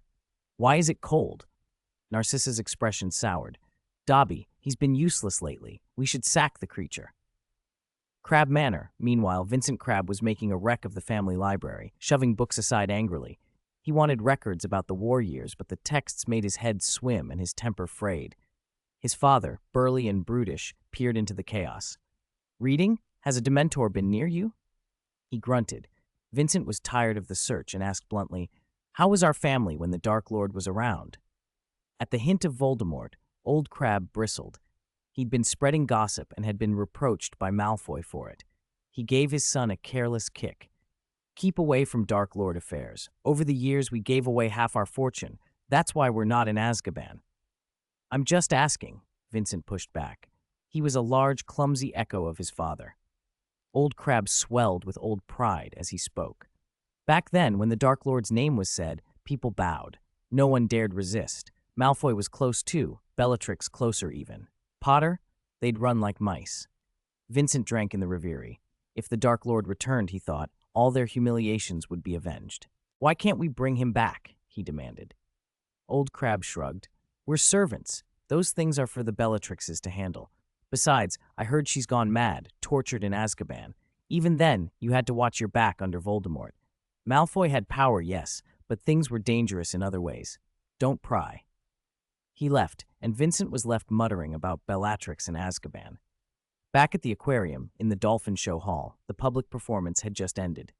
Under trainer supervision, children were interacting with the animals near the shallow edge.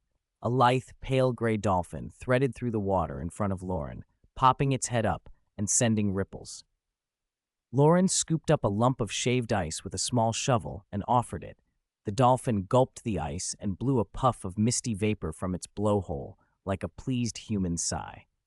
It leapt lightly, rubbed its smooth snout against Loren's cheek, and made a delighted chuffing sound. Loren laughed and fed it again. Hermione's eyes glittered with envy. "Let me try." She stepped forward, took the shovel, and offered ice to the creature. The dolphin flicked its tail, swam aside, then returned, only to position itself in front of Loren. Hermione blinked. It wouldn't take her offering. She looked hurt. Loren couldn't hold back a snicker. His shoulders shook. 148. Undercurrent. Hermione stared at the little dolphin, then at Loren, her small face full of grievance, as if the two of them, one human and one dolphin, were conspiring to bully her. Loren felt that if he kept laughing he'd get smacked, so he swallowed his smile and, adopting a solemn expression, tried to comfort her. "Maybe it's because I fed the dolphin first. It's used to my scent." Before Hermione could work out how flimsy that excuse was, Loren stepped beside her, took her hand, and scooped up a handful of ice to feed the dolphin. This time, the little creature swallowed the ice without hesitation, exhaling a satisfied spray from its blowhole and wagging its tail in the water. Watching it, Loren felt an odd, intimate familiarity with the animal, as if he could sense its feelings. He took Hermione's hand and, moving slowly, brought it to the dolphin's snout and gently stroked it. The wet, icy touch traveled from her palm up past her wrist and right to her chest.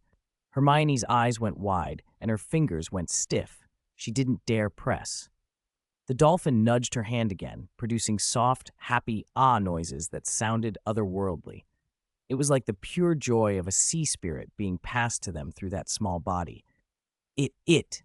Hermione couldn't hold back a thrilled smile. She pointed at the dolphin, trembling with excitement. They began to play.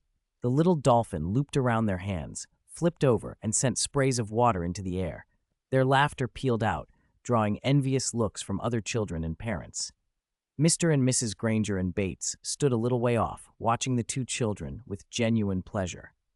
The zookeeper, blonde hair tied back in a ponytail and wearing an aquarium cap, watched them too and smiled.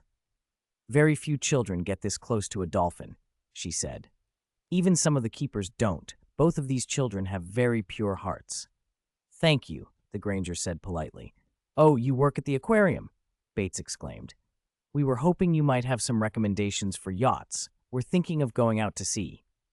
"If you're going out to sea," the zookeeper began, and led them toward the spectator seats. The group started exchanging tips about boating and safe places to sail. In the brief lull, the dolphin, apparently wanting more fun, squirted a thin jet of water straight at Loren and Hermione's faces. They both froze.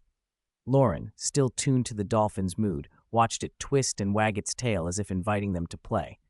"I think it thinks this is a game," he said hesitantly. Another stream of water hit Loren full in the face.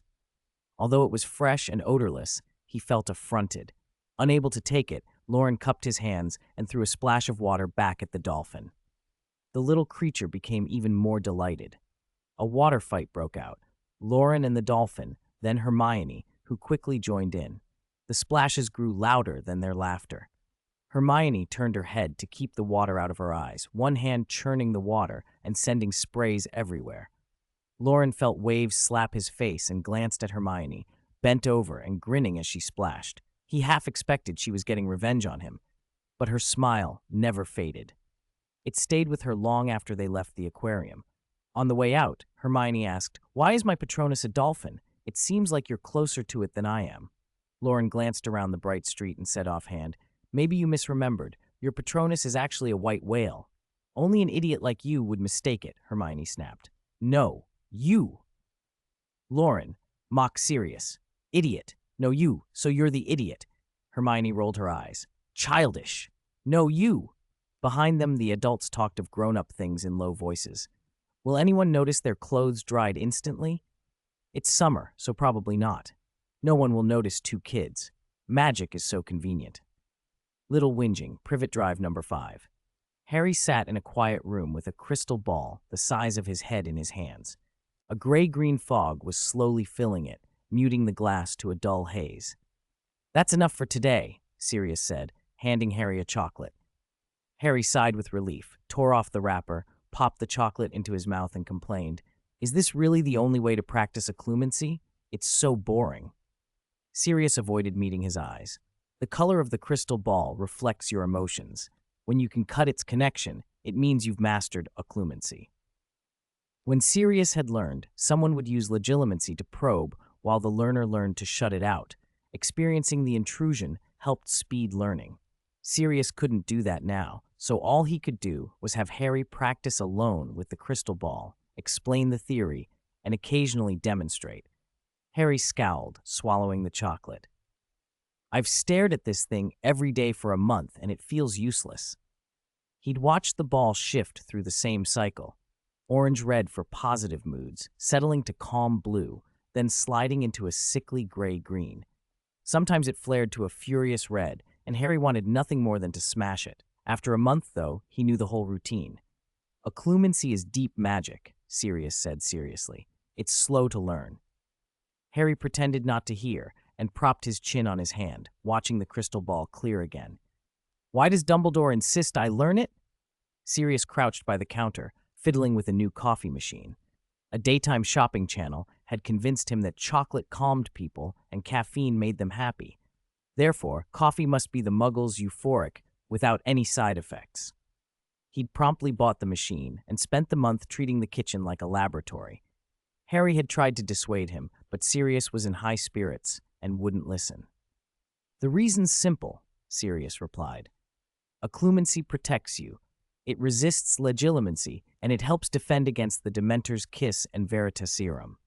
Death Eaters use legilimency in those methods, so it's sensible to learn. Harry looked away. But you didn't want me to learn it before. I did object because there are risks. Sirius tightened a valve on the machine. Some pureblood families teach occlumency to their children before they're even out of school. Think of the Malfoys. They'd have a head start. Harry pictured Malfoy staring at a crystal ball and grinned at the image of him breaking several. Occlumency makes you hide your inner self, seal yourself off. If a kid can't handle that, they can cut themselves off from others, get paranoid. It's the sort of thing that can lead someone toward the dark arts. Sirius's tone softened. I had a cousin who was clever, learned occlumency and legilimency early. My brother Regulus, too. They both turned into Death Eaters. His voice was flat. For someone usually so expressive, the calmness showed how much it mattered. The coffee machine gurgled and coffee dripped into the cup. Sirius pinched his nose at the smell, took a sip, and made a face. Ugh, is this the Muggles' euphoric? He asked. Harry pointed at the game controller on the TV stand. That's their euphoric. They both laughed.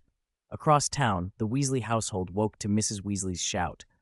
George, Fred, thump, thump, thump down the stairs came the twins, already late but running.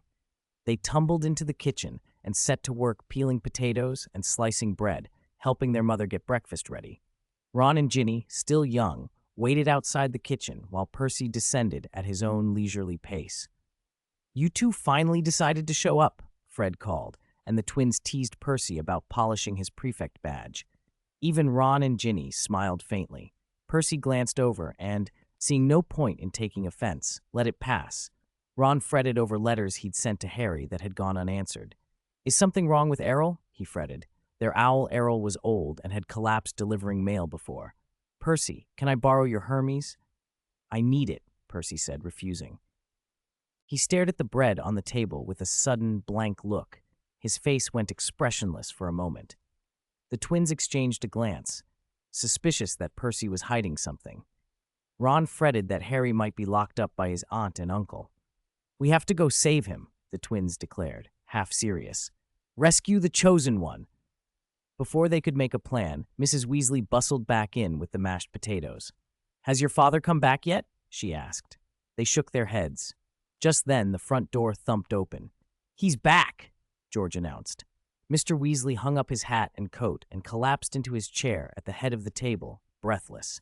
Mrs. Weasley poured him a cup of tea. Arthur took a long sip and said, I was in Knockturn Alley inspecting some shops, and there was an incident. A boy, Vincent Crabbe, same year as Ron, was attacked by a werewolf. It took many Aurors to get him out. Werewolf, Ginny cried, alarmed. The other children, except Percy, peered at their father with a mixture of excitement and fear. Was he bitten? Will he turn into a werewolf? What if it's a Slytherin werewolf? One of them joked, then laughed nervously. Molly slammed a hand lightly on the table. Don't be ridiculous. You don't speak of a classmate like that.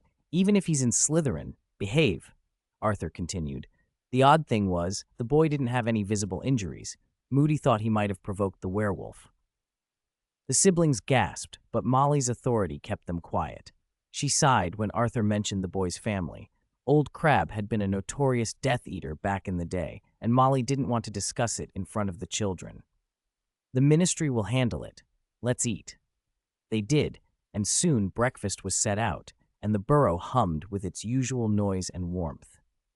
1:49, home time. Loren's Patronus was no longer practical to practice in the courtyard. Its silvery white radiance could be seen for kilometers. The light was soft, not blinding, but very conspicuous.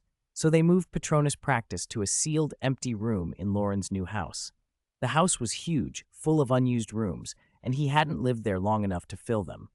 This one had nothing but 4 walls and a floor. Hermione was already in the room, padding about, touching the walls with interest. The layout in both of our houses is the same. Yours should have a room like this too. What's so fascinating about it? Loren inspected the room as well, occasionally waving his wand to sweep dust out of hard-to-reach spots. He gathered the dust into a small ball and set it by the door. All the other rooms here have things in them. I've never seen an empty room before, Hermione said, delighted. She reached out and touched the wall again. Her fair fingers got dusty. She came to Loren, gave his shoulder a friendly pat, and smiled. Hurry up and practice the Patronus charm. I'll help you clean. Loren tutted and batted her not-quite-clean hand away. The Hermione I knew before wasn't like this. You've become a little terrible. Hermione was pleased. Don't you know who I learned from? Hurry up and practice. She hummed a tune and started sweeping dust with her wand. After watching her for a moment and mentally scolding her for the messy fingers, Loren moved to the center of the room and stood still. His Patronus was still growing without solidifying. Seeing Hermione's small dolphin, Loren felt a twinge of urgency. Her Patronus, even without solidifying, could have handled a squad of Dementors. There had to be a limit to how big his could get. He exhaled and chanted, Expecto Patronum. Rippling layers of silvery white light spread outward in graceful curves. The glow thickened and swelled until it filled the whole room. Hermione froze in the corner, her vision overwhelmed by light. The world became an elegant wash of silver. Loren's figure blurred in the center, only an outline visible. In the courtyard, the light would have dispersed, less immediate, but here it was compressed, stacked, and concentrated into a dreamlike world. Loren focused completely, maintaining and gradually increasing his magical output, testing his boundary. He drew on every happy memory he had, Hermione by his side, Grandpa Bates's care, the thrill of discovering magic, the Hogwarts acceptance letter, the Highland grass and clouds, Joyce from the orphanage. A clear blue light appeared in his mind, crystal, sapphire bright, beautiful.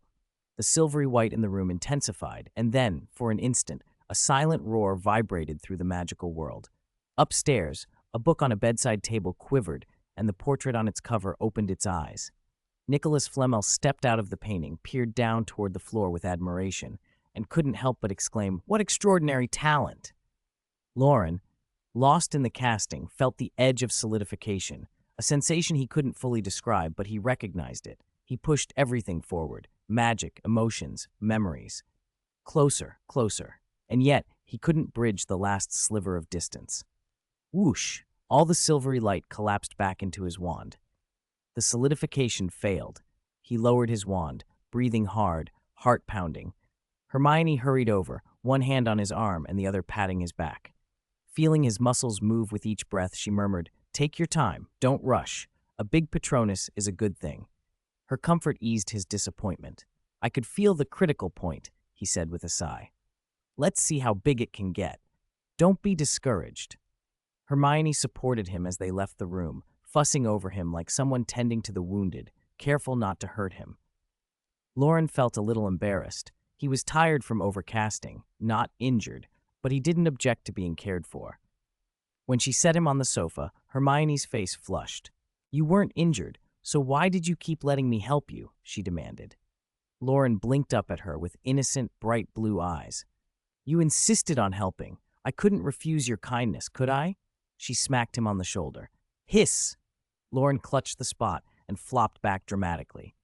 "Now I'm really injured. At least a few hundred epidermal cells have died and a lot of capillaries are broken." Hermione, from a medical family, wasn't alarmed and even wanted to hit him again.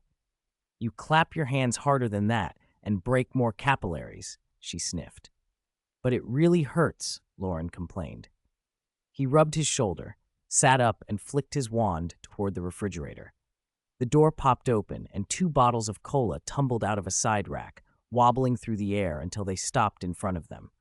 Loren caught a bottle, tapped the cap against the edge of the table, and sent it flying. He tilted his head back and gulped deeply. Hermione held her bottle hesitantly. "Is it really bad to drink cola in the morning?" she asked, feeling guilty. Loren tapped the cap of her bottle with his wand. It popped off with a bang and turned into a straw. He sipped and then said leisurely, "It's not just bad, it's terrible, very detrimental, a habit that wrecks your teeth." Hermione made a pained face. She had hoped for an encouraging answer, not a lecture. "But the cap's open. It'd be a waste not to drink it." She brought the straw to her lips. "No waste. I can drink 2 bottles." Loren's smug smile was infuriating. "Is Grandpa Bates out again today?" Hermione asked, changing the subject. His smile faded, and he put on a solemn expression. Just when she supposed he was about to say something meaningful, he asked instead, "Since when did you learn to change the subject?" That earned him another smack. The punch landed in the same place and stung worse this time. Loren clutched his shoulder and, feigning injury, said, "Grandpa Bates went to look at yachts. The bank manager introduced some rental services and said the prices were reasonable." Hermione took another sip. "Have you planned the route?" "My parents said they left everything to Grandpa Bates to arrange." "Grandpa Bates won't tell me any details," Loren said. "My dad's been watching TV shopping channels about fishing. If Mum weren't watching him, he'd have already ordered something." "Get your mum to check. He might already have bought it."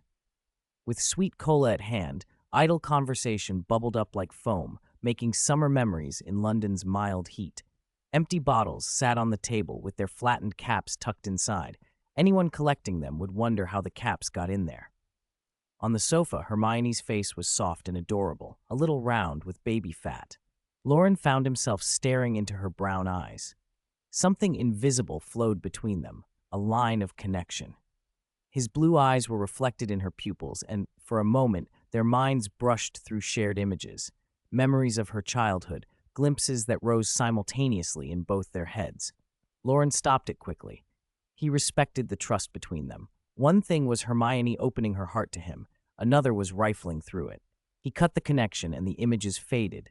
Hermione looked puzzled, head tilted like a small squirrel. "Why did you cut it off?" she asked, blinking. Loren diverted his gaze and replied calmly, "I've started teaching you basic legilimency. You should start practicing occlumency. Let me copy your notes. I'll copy them tonight, and you can begin tomorrow."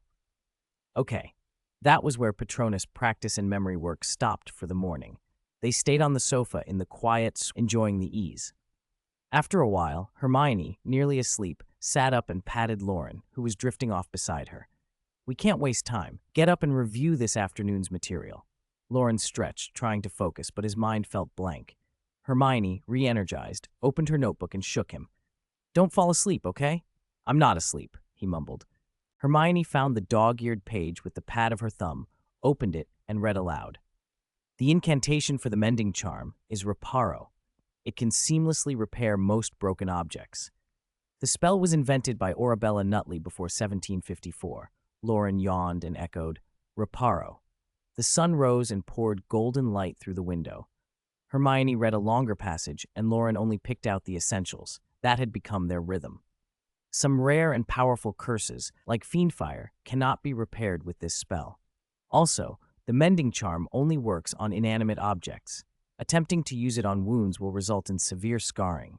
Cannot repair powerful curses, causes severe scarring on living things, Loren repeated. The mending charm can repair a container, but it cannot restore spilled liquids back into it, Hermione read on. Spilled water cannot be recovered, Loren summed. For objects bound with powerful or complex magic, the mending charm usually won't produce perfect results. Some things can't be fixed, Loren said. Hermione turned the page. The unlocking charm, Alohomora, also called the thief's friend, opens locked and non-magically protected doors and windows. It can also open doors locked by the locking charm. The sunlight warmed their faces as they sat by the window. Loren remembered sunning himself by the Black Lake on warm stones and felt drowsier. He arched his back and mumbled, half asleep. Hermione leaned close and clearly whispered into his ear, Alohomora. There was a tiny tickle in his ear. He focused and repeated, Alohomora. This spell was brought to Britain by Eldon Elsrickle in the 17th century, until a Londoner, Blagden Blay, invented the counter Alohomora charm, Hermione read. She shortened the passage to what Loren could hold, and he mechanically followed. Before Alohomora, the most popular unlocking spell was Portaberto. It could shatter locks, leaving a smoking hole in the keyhole. Even earlier, the incantation Open Sesame would rip the door from its hinges and split it into firewood. Loren woke at the familiar line. Sunlight glinted on his eyes as they opened. He watched Hermione, her hand on the book, her lips moving, her skin glowing in the morning light.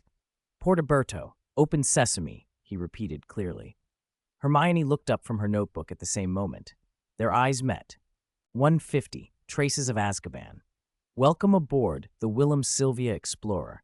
This voyage departs from the Thames, passes Gravesend, and will set out to sea from Southend. At the head of the crowd, a guide in a maritime uniform made the announcement in a polite, syrupy voice. Loren barely heard him. He felt nothing in particular, maybe a little sleepy. On either side of him, the Grangers shielded Hermione and Loren in the middle as they waited to board.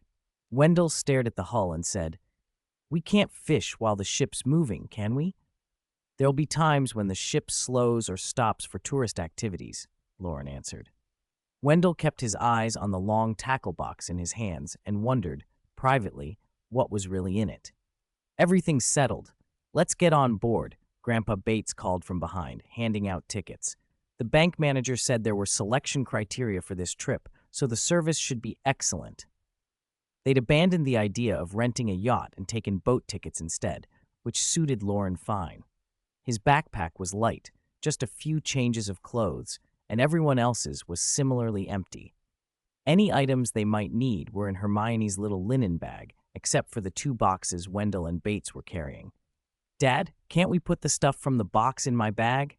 Hermione peered at Wendell's box while holding Monica's hand. Wendell's expression went serious. We can't all carry the same backpack. That might draw attention. Loren looked at the fishing tackle box, longer and narrower than a suitcase. A complicated feeling rose in his chest. The cruise provides fishing gear. Why bring your own? He asked. Bates grinned, then caught himself and suppressed his smile at Wendell's request. Fishing gear? What are you talking about? Wendell feigned confusion. Monica pointed at the handle. There's a fishing icon on the handle of the box, she said. Wendell reddened. Everyone else tried not to laugh. They stayed quiet until they'd boarded. Once on board, the 2 families found their connecting rooms and stowed their luggage. Loren flung his backpack into the closet, collapsed onto the bed, and stretched into the soft covers. The bedding was all white and clean, edged with a thin ring of blue stripes and faintly scented with detergent and lavender. Not bad, very clean, Bates observed as he inspected the room. He was energetic and spry, while Loren was content just to lie there. Did you or Hermione's father buy the fishing gear? Loren asked after a moment. No answer. Loren guessed the truth. Wendell had bought it. Bates tugged Loren up. Come on, let's check the deck, he said. The Grangers will take a while sorting their bag. 2 women, that takes time. The trip from London to Southend wasn't long. If they left in the afternoon, they'd be at sea by evening. Passing Hermione's room, Loren poked his head in. "We're going out for a walk. See you at dinner." Hermione waved. Most passengers were still in their rooms, so the decks were quiet. They watched the river bank slip by, trees and pedestrians, while the water glinted like a curtain. The ship had shops, entertainment, a coffee shop. As evening fell, the Grangers made their way to the restaurant.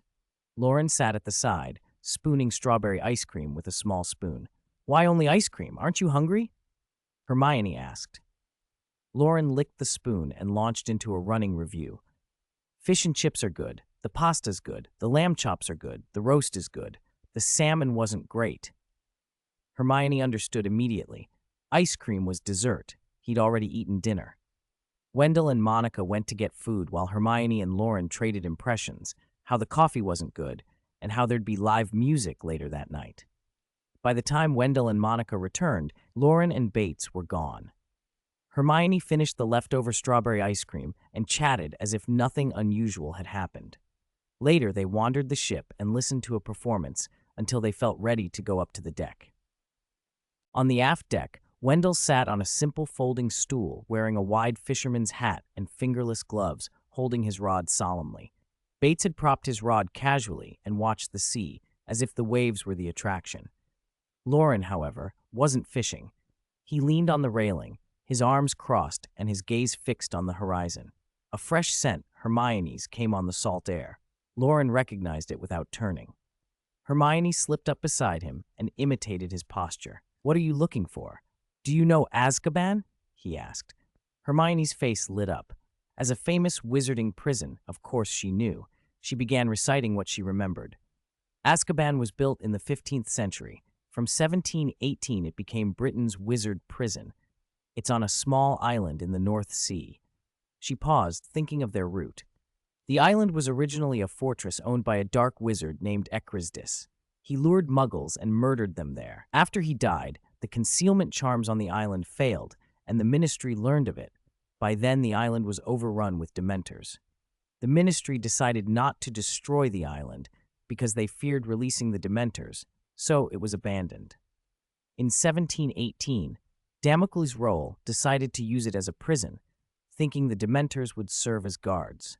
After Minister Eldritch Diggory inspected the place, he wanted to replace it, but he died of dragonpox in 1747, and the plan died with him. The prison might use undetectable extension charms or similar magic to hold all Britain's prisoners. Loren rubbed his temples. "You memorized all that?" Hermione smiled, eyes bright with reflected lights from the ship. "Isn't it interesting? I always wondered how one prison could hold all the criminals in Britain, what prisons in other countries were like, how wizarding death sentences were carried out." They kept scanning the dark horizon, trading facts and theories. Loren teased, then listened as Hermione added, "There's another wizard prison, Nurmengard." Squinting into the wind, they saw nothing. No island, no shadow. "We're still in the Dover Strait," Hermione said at last, blowing her hair from her face. "This is below the North Sea, not the part with Azkaban." "If it weren't for you, I'd have gone back to fishing," Loren grumbled, shifting the blame as usual. "We'll be in the central North Sea tomorrow afternoon," Hermione said. "We can come out here in the morning and keep watch." "Are you really going to keep looking tomorrow?" Loren asked, trying to sound reluctant. He hadn't expected to get so involved. "We have to try," Hermione said seriously. When she fixated on something, there was no budging her. Monica came up and ruffled their hair laughingly. "You two looked silly standing in that wind," she said. "Come inside." They started back to the cabin. Bates carried 2 tackle boxes and Wendell a small bucket he'd borrowed from the ship. Loren noticed the look on Wendell's face and guessed the night had been productive. He didn't ask. Hermione clung to her mother, squinting against the wind. Wendell felt slightly awkward. He'd caught 3 slim sand eels in a very short time and wanted to share the news. "Hey, did you know the fish you catch can be sent to the ship's kitchen for processing for free?" he said a little too loudly. "Yes, the crew told us that when we were fishing," Bates replied. Wendell froze. He'd hoped the kids would be surprised. Monica and the others walked on ahead, not turning back. Wendell called after them, "Hermione!" Hermione turned. How did you know I caught 3 sand eels in just a moment? Wendell asked, sounding as casual as he could. Hermione looked bewildered. Beside them, the others' shoulders shook as they tried to stifle their laughter. 151. The storm rises. The sky was a deep blue, the sea a lighter blue, and where the two met a glorious band of gold grew brighter and brighter until a round, golden sun banished the blue. Clouds bloomed into halos of orange and yellow. The sunrise lit the hull of the Willump Sylvia Explorer, bathing the ship in molten light. Waves scattered that brightness in 1,000 directions, and the surface of the ocean glittered. It's so beautiful. Hermione held out her hand and let the sunlight fall into her palm. Her fair fingers seemed to shimmer. This is the most beautiful sunrise I've ever seen. Loren stuck his face up toward the sun with theatrical seriousness. What are you doing? Hermione regretted asking the moment it left her mouth. She shouldn't have tried to be sensible at a time like this. Loren replied, perfectly earnest, I'm seeing if sunlight can fill me up. Hermione pouted. He'd been roused too early, and breakfast wasn't ready yet. After eating so much the night before, she suspected that was the reason. Loren suddenly pointed at a cloud. Look, doesn't that look like a slice of bread with ketchup? Hermione wanted to smack him. After you say that, the sunrise doesn't look pretty anymore. There are 7 days left on the voyage. You can see it every morning. Loren straightened, rubbing his forearms. Next time, remind me to wear an extra jacket. Mornings at sea are a bit cold. There won't be a next time, Hermione snapped. Next time, you'll call me, okay? Loren grabbed her arm and grinned. Come on, the restaurant's open. Resigned, Hermione let him drag her inside. They found a window table with a view of the sea. Loren flipped through the travel brochure they'd been given at boarding and read aloud the breakfast options. Hermione wasn't hungry for much. She let Loren choose. She propped her chin on her hand and watched him, relaxed. Although service had just started, the restaurant was busy. Many people had come down from the deck after the sunrise to eat. Last night, Wendell had insisted on eating the fish he had caught. Fortunately, the ship's kitchen stayed open late and would help prepare passengers' catches, but the wait had been long, and Loren and Hermione had gone back to their cabin to sleep, so they hadn't tasted Wendell's trophy. Half asleep, Hermione remembered her mother complaining, "You really should throw away your fishing rod." "Grilled squid, breakfast squid," Loren announced, excited. "Baked potatoes." He made a face at that, "and this panna cotta looks amazing." Hermione found the way Loren chose food more entertaining than the food itself. He slapped the brochure shut and stood up. "Let's go get our plates." Loren piled grilled squid, panna cotta, and yogurt on his tray. Hermione followed his choices, taking smaller portions, then hesitated at the display case. "Cake for breakfast? No problem," Loren said. Hermione's appetite had grown over the summer, but cake as dessert at breakfast still felt excessive. She ate quickly and then sat watching Loren eat, which oddly helped her digestion. The sunlight, now pale but bright, slanted through the window and warmed the table. Food looked more tempting in that light. Unable to resist, Hermione dipped a small spoon into Loren's panna cotta and let it melt on her tongue. "I saw they have room service. Should we order 2 breakfasts to the cabin? The others haven't eaten yet," Loren mused. "No need. The restaurant is open all day. They can come down when they wake." They talked and laughed, then later leaned against the rail, chin propped in their hands, staring at the endless sea. "Do you think we'll see Azkaban today?" Hermione asked. "If you really want to see Azkaban," Loren hesitated, "I do have a way." Hermione turned, curious. "You mean deliberately violating the International Statute of Secrecy and getting yourself thrown into Azkaban?" Loren shifted and dodged a playful slap. "If I'm imprisoned and you visit, you can see Azkaban too." They laughed, and at that moment, the sea surged and a pure white shape bobbed up nearby. A round bulge on its forehead made it look like a longevity bun. It had a very short snout, no visible dorsal fin, and its whole body was smooth and snow-white, half afloat on the surface. Its dark, shining eyes and a little grin gave it an innocent, joyful expression, a little like Hanch. It watched them curiously. "Dolphin!" Loren pointed and called out, delighted to have found such a strange creature at sea. Hermione corrected him, eyes on the animal as it slapped the water with its tail. "I've said it before. It's a beluga." The beluga seemed to answer her. It opened its mouth and made a sound that matched the pitch of Hermione's. Ying, ying, ying. It's mimicking me. Hermione tugged at Loren's sleeve, thrilled. Yee! Before they could go on, the little beluga arched and dove, tail splashing, and disappeared beneath the surface. At the same moment, a much larger shape breached nearer the ship, leaping high before flipping back into the water and making an immense splash. It had a streamlined body with a black back and pectoral fins, a snow-white belly, a thin white eye stripe, a tall dorsal fin, and a powerful harpoon-like tail. Whale! What a magnificent orca! The spectacle drew gasps from the deck. Hermione stood stunned. A bright thought flared in Loren's eyes. I think I've got it, he said, breathless. Both creatures vanished as quickly as they'd come, leaving the sea calm again. Everyone lingered on the rail, hoping for another show. Hearts beat faster, despite the low odds. Loren's hand slipped into his pocket and closed around his wand. He felt his pulse thundering in his ears and took deep breaths, trying to steady himself.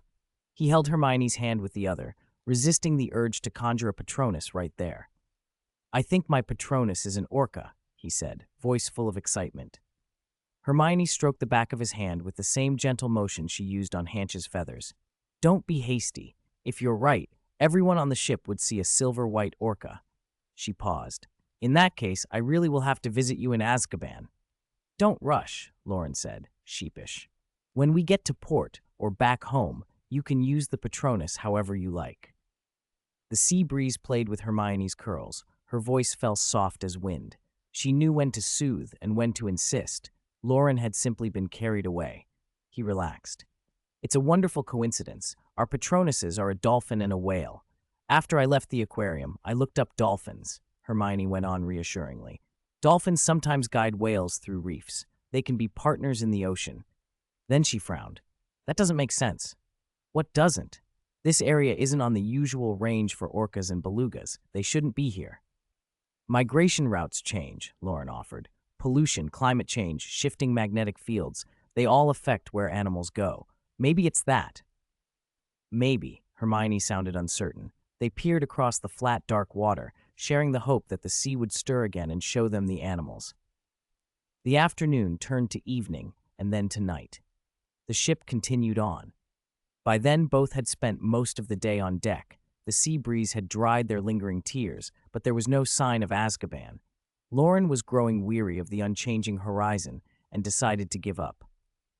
On the side of the ship, on the rack where the dinghies were stored, Wendell had set up a fishing rod with the steady expertise of a practiced angler. Bates, older and unimpressed, preferred the cabin shows to a sport he found fiddly.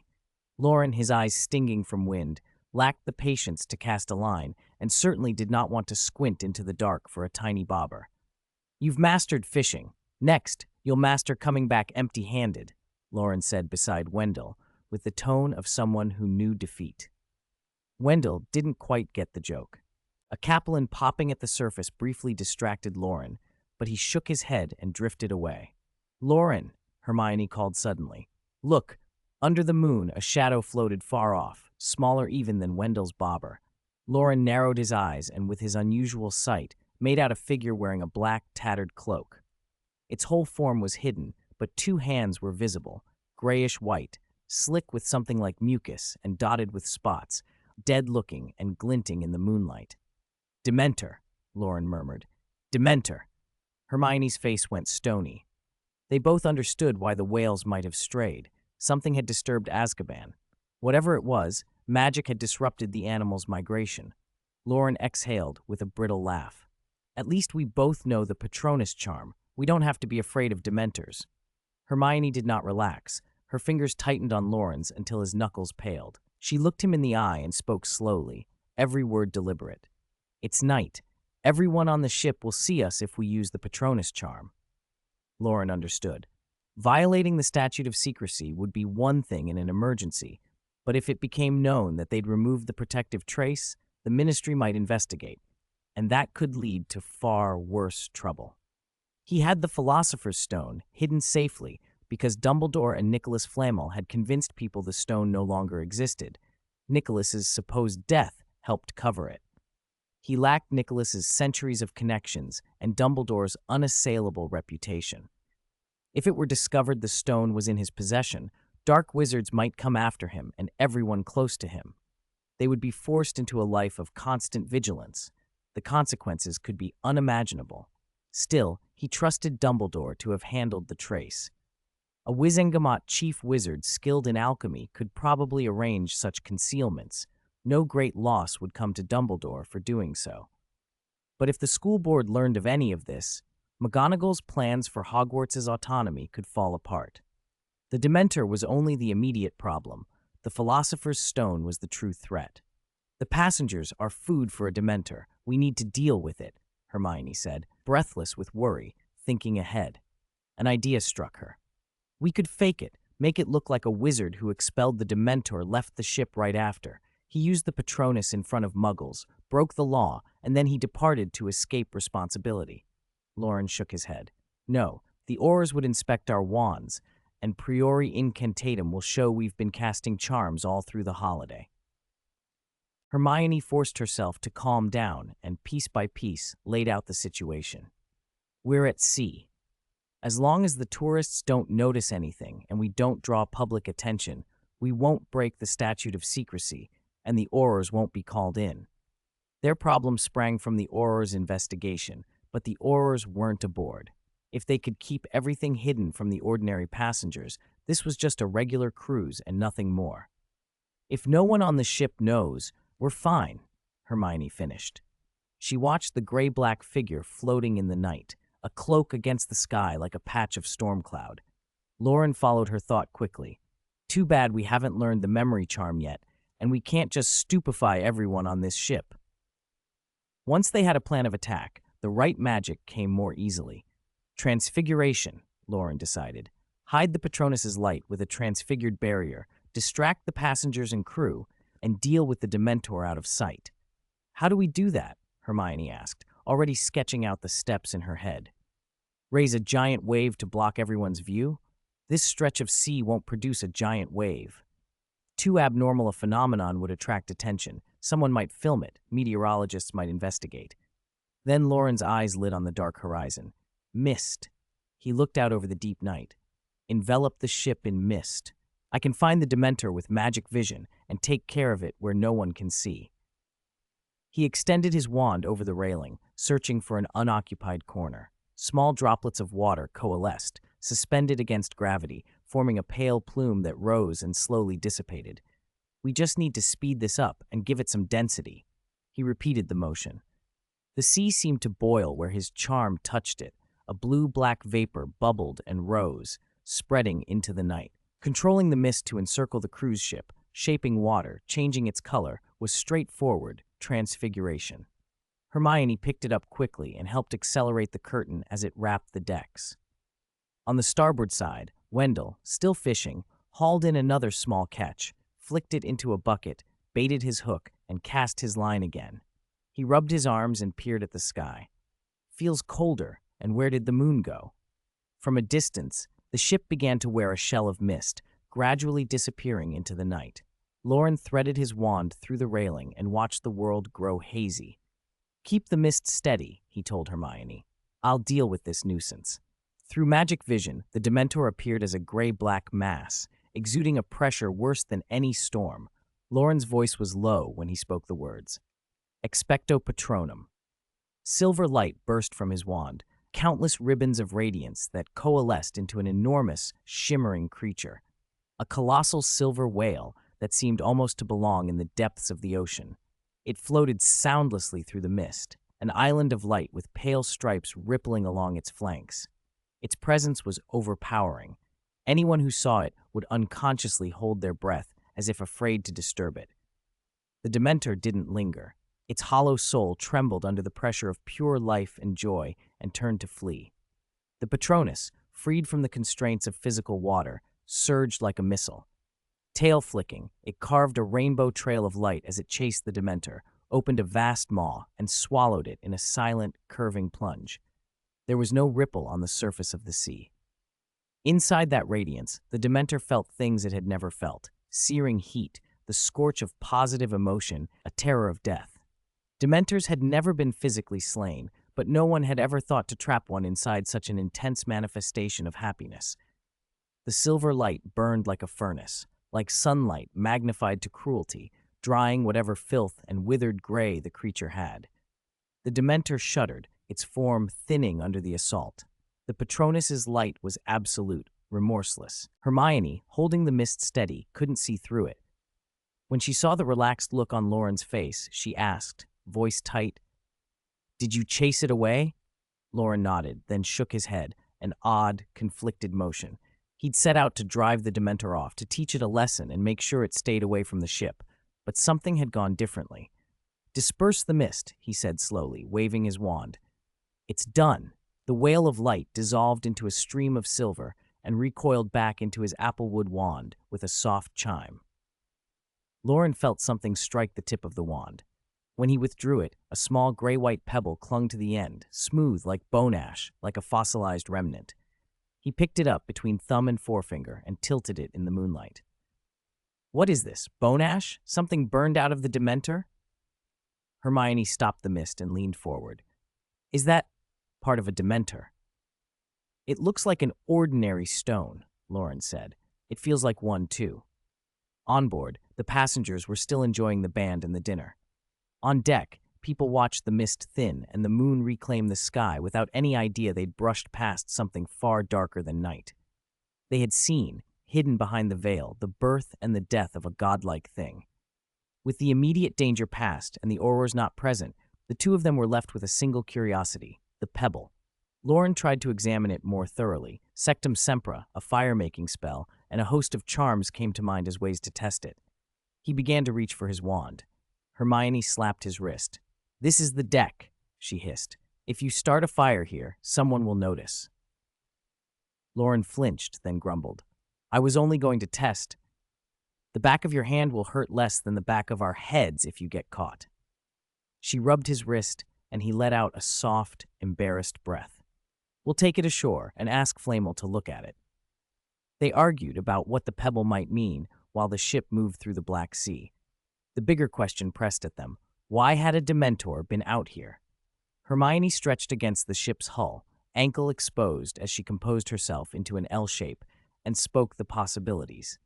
Loren knew only two things about Azkaban from rumors and the papers: Sirius Black's escape and the Barty Crouch affair, both long past. Pettigrew's animagus identity had been exposed. Barty Crouch Jr. should be under guard. But if something had happened at Azkaban, if even one dark wizard had gotten loose, the consequences were beyond what they could handle. "If something's wrong at Azkaban and we're in these waters, we could be affected," Loren said. The idea settled on him like ice. "We need to get ashore."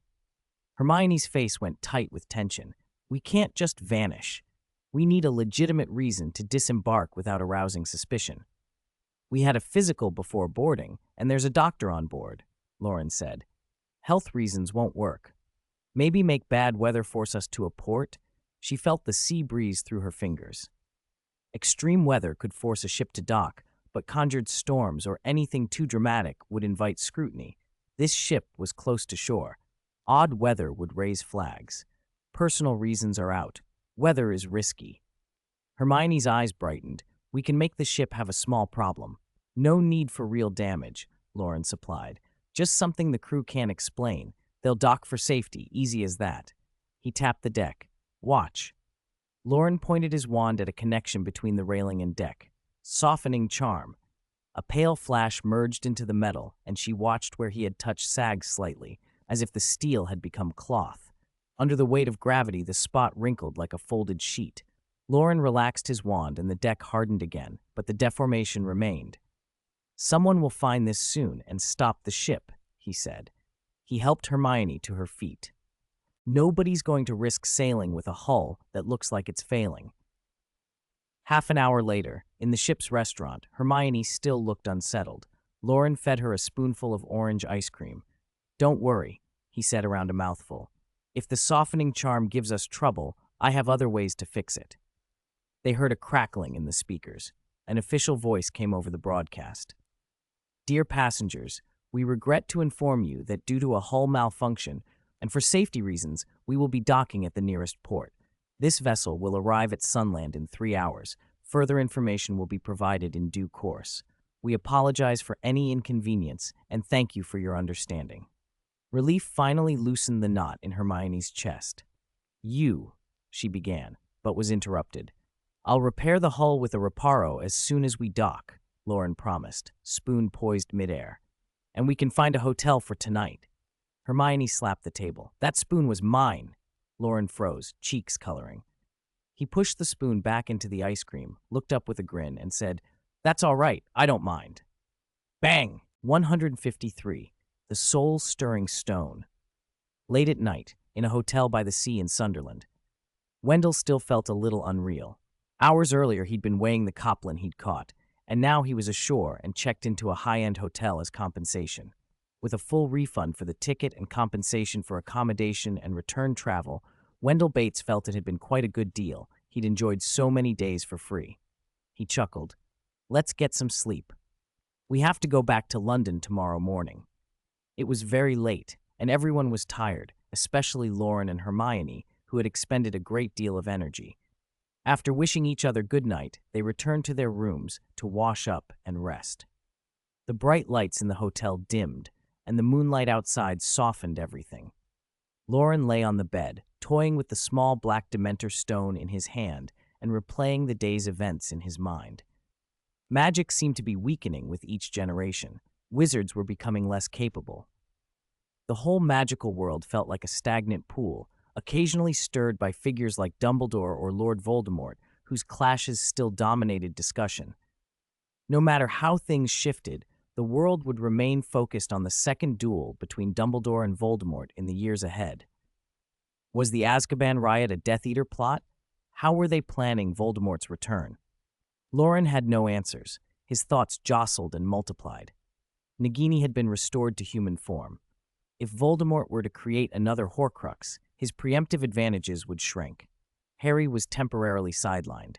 Ravenclaw's diadem had already been taken by Dumbledore, and the diary would surface next school year, leaving only 3 Horcruxes, Gaunt's ring, Slytherin's locket, and Hufflepuff's cup. I need to accelerate the Horcrux mission, Loren muttered, his scattered thoughts blurring. He fell into a deep sleep. Dim light filtered down as if through water, and Loren's consciousness sank. Where was he? He tried to open his eyes and see, but his vision was hazy. It felt like being underwater, a biting cold, muffled, bubbling sounds filling his ears, but nothing distinct. Time lost meaning, moments stretched like nothingness. Little Loren, do you know what tastes best? A gentle voice asked. Loren blinked. Before him stood a balding, middle-aged man in clerical clothes, wearing a warm smile. I don't know, Mr. Bamble, but it's definitely not potatoes, a tender child's voice replied. Mr. Bamble, from the orphanage. That childish voice was his own when he was small. This must be a memory, Loren realized, but the scene felt alien. He tried to move, to take in his surroundings, but his body would not obey. He remained trapped in that child's perspective. It's the flesh of pure children. The man's gentle expression crumpled into something monstrous. Little Loren gasped and nearly stopped breathing. After a beat, the child's voice asked, Are you going to kill me here? The voice answering was calm, steadier than a child's. Ha! Bamble seemed delighted by the reaction, his voice thick with obsession. Yes, from the moment you were assigned to this orphanage, I knew you were favored by the Lord. You're smarter than the others. I'll send your soul to thank the Lord for his grace. Ha! Bamble's face twitched into derangement. And your body will become my medicine. Little Loren tried to cry for help, but his lips barely moved, no sound escaping. As if sensing the child's confusion, Bamble explained, Psychotropic drugs, a prescription from the doctor outside the church. I stopped taking them years ago. He doesn't know. You little angels are my true elixir. A wave of cold nausea crashed through Loren as he rewatched the memory through the child's eyes. Bamble was mentally ill and a killer, drugging children and eating them. The cookies he used to give were laced. He had almost died in the orphanage. Bamble began to write in a notebook. Let's see. Maxwell Isabella. You're exactly the 7th. 7 is a magical number. He spread a large nylon sheet on the floor, smoothing it as if to keep blood from leaking. This will stop any traces. You don't know. Police are getting harder to deal with these days. He smoothed every wrinkle carefully, as if laying out a ritual carpet. He stood, stretching. Don't worry, Joyce won't be sad. I'll tell her a kind family adopted you. It won't hurt. This medicine works well. Bamble took out a small knife and approached like a kindly adult with a friendly smile. As death neared, little Loren's eyes flared with a bright, crystal blue light. Bamble staggered as if struck by a hammer and collapsed, unconscious. The blue grew brighter until the vision blurred and then went black. Before darkness claimed him, Loren heard someone force the door open and felt warm hands shielding him. Joyce called, "Loren, hold on!" Then a voice repeated, "Miss Maggie!" Miss Joyce's anxious cries faded, becoming muffled, then returning to the sound of sinking, a cacophony where nothing was clear. Loren's consciousness cleared, but he did not wake. Weightless, he began to sink again. The gurgling did not fade. Instead, it grew louder. New images surfaced, only a dim wash of blue at first, like cloth over his eyes, then a crimson stain spreading, dyeing the blue with blood. Faraway screams, terrified pleading, pierced the haze. Outside, chaos seemed to reign. Before he could make sense of it, the blue returned, and the noise drilled into his skull until it felt he might split. Hiss! Hoo-hoo! Loren suddenly sat bolt upright in bed, gasping for air as if he had broken the water's surface. The clamor resolved into clarity and then receded into silence. He swallowed, wet throat working, the tightness easing with a big gulp. Moonlight shone through the window. What he had seen felt dreamlike, but Loren knew it wasn't a dream. The nylon sheet, Bamble's grinning face, the sky-blue fabric soaked in blood, all were too vivid. He was sure these were his memories, the memory of Loren, the transmigrator. Until now, he had believed the original owner of his life had died in a car accident, and he had transmigrated then.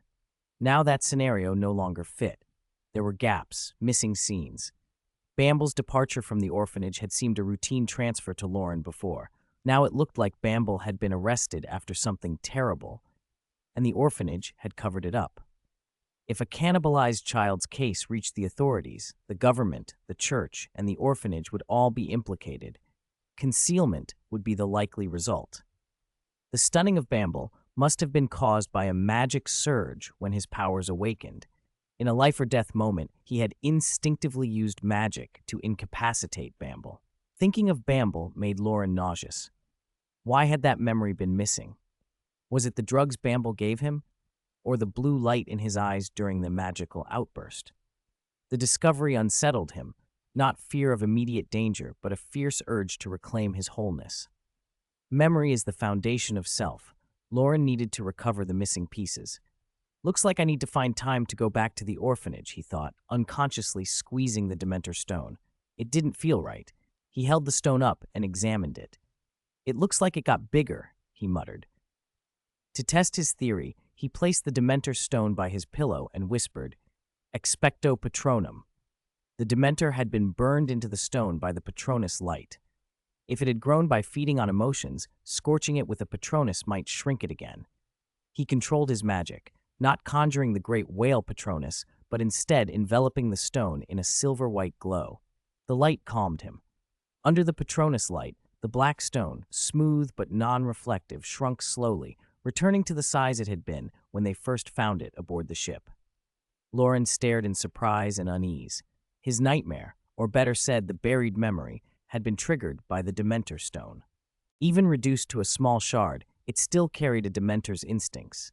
It awakened despair and plundered happiness. After feasting on his emotions, it had grown a bit. Could a new Dementor be born if the stone received enough emotional sustenance? Truly an evil creature, he thought. He wanted to recover his missing memories, but did not want to feed them to the stone. For safety, he refused to sleep with it. He transfigured a wooden box and placed the stone inside. Crab Manor. Porcelain vases and antique tables lay smashed and scattered across the floor. Old Crab had shoved Vincent into a corner. Vincent, though taller and sturdier than many, was only 12 and could not withstand the force. His body hit the wall with a dull thud.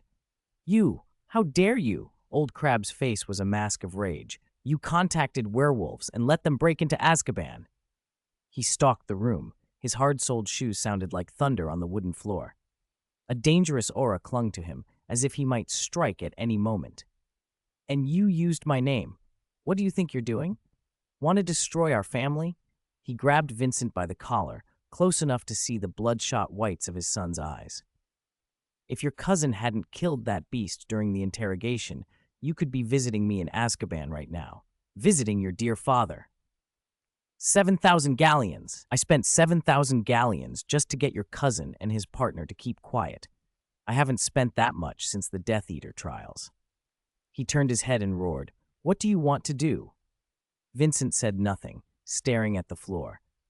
Old Crab threw him to the ground and vented for a while, then stomped out, leaving heavy footsteps behind. Vincent finally looked up as his father's back receded, his gaze distant. How could I tell him, he thought. The last time I tried to announce the Dark Lord's return, the whole Pure Blood Circle knew within a week, and then the Ministry did too. Vincent wasn't stupid. He had learned his father was not a loyal Death Eater. The older Pure Blood Death Eaters were not wholly loyal to Voldemort. "Only I can do it," the boy murmured, voice thin but already edged with the same viciousness he'd seen in his father. Ministry of Magic, an ordinary office. Dolores Umbridge, in her pink dress, finished tidying the documents on her desk at the end of a long day. She didn't have to work this late. This was her choice. Standing, she straightened a little black velvet bow in her short, tight curls, patted her broad, flabby face, and said in a sickly sweet voice, "Submitting the anti-werewolf legislation now. The minister will surely recognize my talents." Her high, cloying tone turned venomous as she added, "Those beasts, those dog-like things, should all be executed." 154. Unicorn Horn Traces. The captain of the Willump, Sylvia Explorer, was a retired naval officer, and in 20 years at sea, he'd never seen anything like this. As soon as the ship docked, he called the shipyard and demanded an engineer inspect the damage. The plank that had fallen through completely the previous night, however, had somehow returned to its original condition by the time they checked again. The engineers' faces were full of bafflement. Each look seemed to say, "Are you having me on?" What could he say? That a wizard had sneaked aboard and undone it all with magic? The captain could only chuckle and order a thorough series of safety checks. Once the ship was declared free of hazards, he let them go. Fortune favored procedure. The first and second mates had been on duty when the incident occurred. Everything had been recorded, and protocol had been followed. Aside from the company's financial loss, no one was punished. The passengers had been wealthy and connected. The organizers dared not offend them. The next day, cars and drivers were arranged to take everyone back to London, full refunds promised. No matter how you cut it, the Willump Sylvia Explorer's voyage had been a costly fiasco. Hermione felt a twinge of guilt. Loren scratched his head and did the math for her. If we hadn't dealt with the Dementor, everyone on board would have been worse off. The compensation would have been far heavier. Honestly, the organizers are better off. Is that so? Hermione accepted it with mixed belief and doubt. Flamel, tell me, is my memory loss from a concussion and drugs or from a magical disturbance? Loren asked, leaning on the table. After the ship returned to port, they went straight back to London from Sunderland. Loren had spent the journey telling Flamel everything. The Dementor, the massive Patronus, and the memories the Dementor stone stirred. Flamel had already felt the force of Loren's Patronus and was unsurprised. It was the Dementor stone that piqued his curiosity. In the alchemy lab, Flamel adjusted a monocle at his workbench and fussed over a smooth black stone. Occasional colored motes of magical light traced patterns across its surface as the Book of Wonders projected a virtual model of the stone. The light danced for a long while until the stone's surface was scored with fine scratches. Flamel removed his monocle and exclaimed, amazed, "It grows by absorbing positive emotions and memories until it becomes a Dementor. To convert something so formless into a physical entity, this is unprecedented. If it can be applied to alchemy, it would be the greatest discovery in 300 years. Loren noticed he hadn't answered the question and turned his head in displeasure. Mass energy conversion, right? I could even write you the relativity equation. Mass energy conversion, Flamel chuckled at his irritation. I can't tell you why you lost your memory either. But I suspect you're less interested in the cause than in how to get them back. Is there a way, using the Dementor stone? Loren asked hopefully. Flamel shook his head. The Dementor Stone does awaken memories, but it absorbs your happiness as it does so. If someone's joy is drained too much, they lose the capacity to be happy, become an empty shell. Then what's the method? Do you remember Mary's mirror? It can plumb the depths of your consciousness. If the mirror's surface is restored, you can retrieve memories from the ocean of the mind. He picked up a parchment and began listing the stone's properties. Sudden inspiration flashed in his eyes. When you refinish the mirror surface, you could incorporate this stone. It would allow the mirror to absorb emotions and become even more powerful. I'll go to Windsor Castle to find the unicorn horn as soon as possible, Loren said. Flamel scribbled, hard in texture, grows by absorbing positive emotions, biologically active, can awaken memories. He looked up at Loren. Add it when you refine the new mirror surface. Windsor Castle covers 7 hectares and is one of the largest continuously inhabited castles in the world. Stone buildings with nearly 1,000 rooms, from royal dining rooms and ballrooms to Waterloo Hall and St. George's Chapel. A tidy girl with a British voice described Windsor to her classmates, eloquent and detailed. Loren and Bates drifted among the visiting tourists, listening to snippets. King Henry I's pilgrimage here 1,000 years prior, the castle's expansion by successive monarchs, royal burials, knightly investitures, the Order of the Garter with its fixed seats and banners and armors on the wall. Loren wasn't interested in the history. He was there to find the unicorn horn. Bates, having finished his banking errands, had nothing else to do. City life without sheep or pasture was more comfortable but dull, and he couldn't bear to leave Loren alone. When Loren suggested searching Windsor for unicorn horn, Bates readily agreed. The next morning, Bates drove him out. Windsor is 32 kilometers west of London. I think you boys should practice magic outside. Results will be better than staying indoors. Tell Hermione and I'll drive you back every day, Bates said. He frowned suddenly. Did you tell Hermione you weren't home today? What if she comes and you're not back? Loren sighed. I told her. I already learned the freezing charm and the enlarging charm before her, so she won't be popping round to catch up. She says I'm disrupting her studies. He always felt a little bruised by that. Disrupting her studies? He muttered. Bates, proud of his friend's progress, still said with a straight face, Hermione's a girl. Be accommodating. They followed signs along a long tree-lined avenue to the castle gate. The building was a mix of Gothic, English garden, and Victorian styles, gilded domes, white stone walls, a sense of ancient grandeur. More than a royal residence, it was a vast museum. Transportation, jewelry, sculptures, and paintings, Da Vinci, Rembrandt, Rubens, Vermeer, all collected here. They wandered through room after room, but found no unicorn horn. Loren examined ivory and rhinoceros horn carvings to confirm they weren't unicorn. The golden scepter's lovely, the paintings too, Bates said, playing with a fabric flower on a curtain. But no sign of a unicorn, not even a painting. Loren's feet ached. The castle was enormous, 7 hectares with nearly 500,000 square feet of interior. He needed a better method than wandering. He closed his eyes and let his gaze sink inward. When he opened them, his vision had shifted. A crystalline blue overlay revealed mundane objects as drab, while faint milky light marked sources of magic. Guided by that light, he drifted to a corner. There stood a majestic knight statue of white marble, every inch of armor and muscle carved with lifelike detail.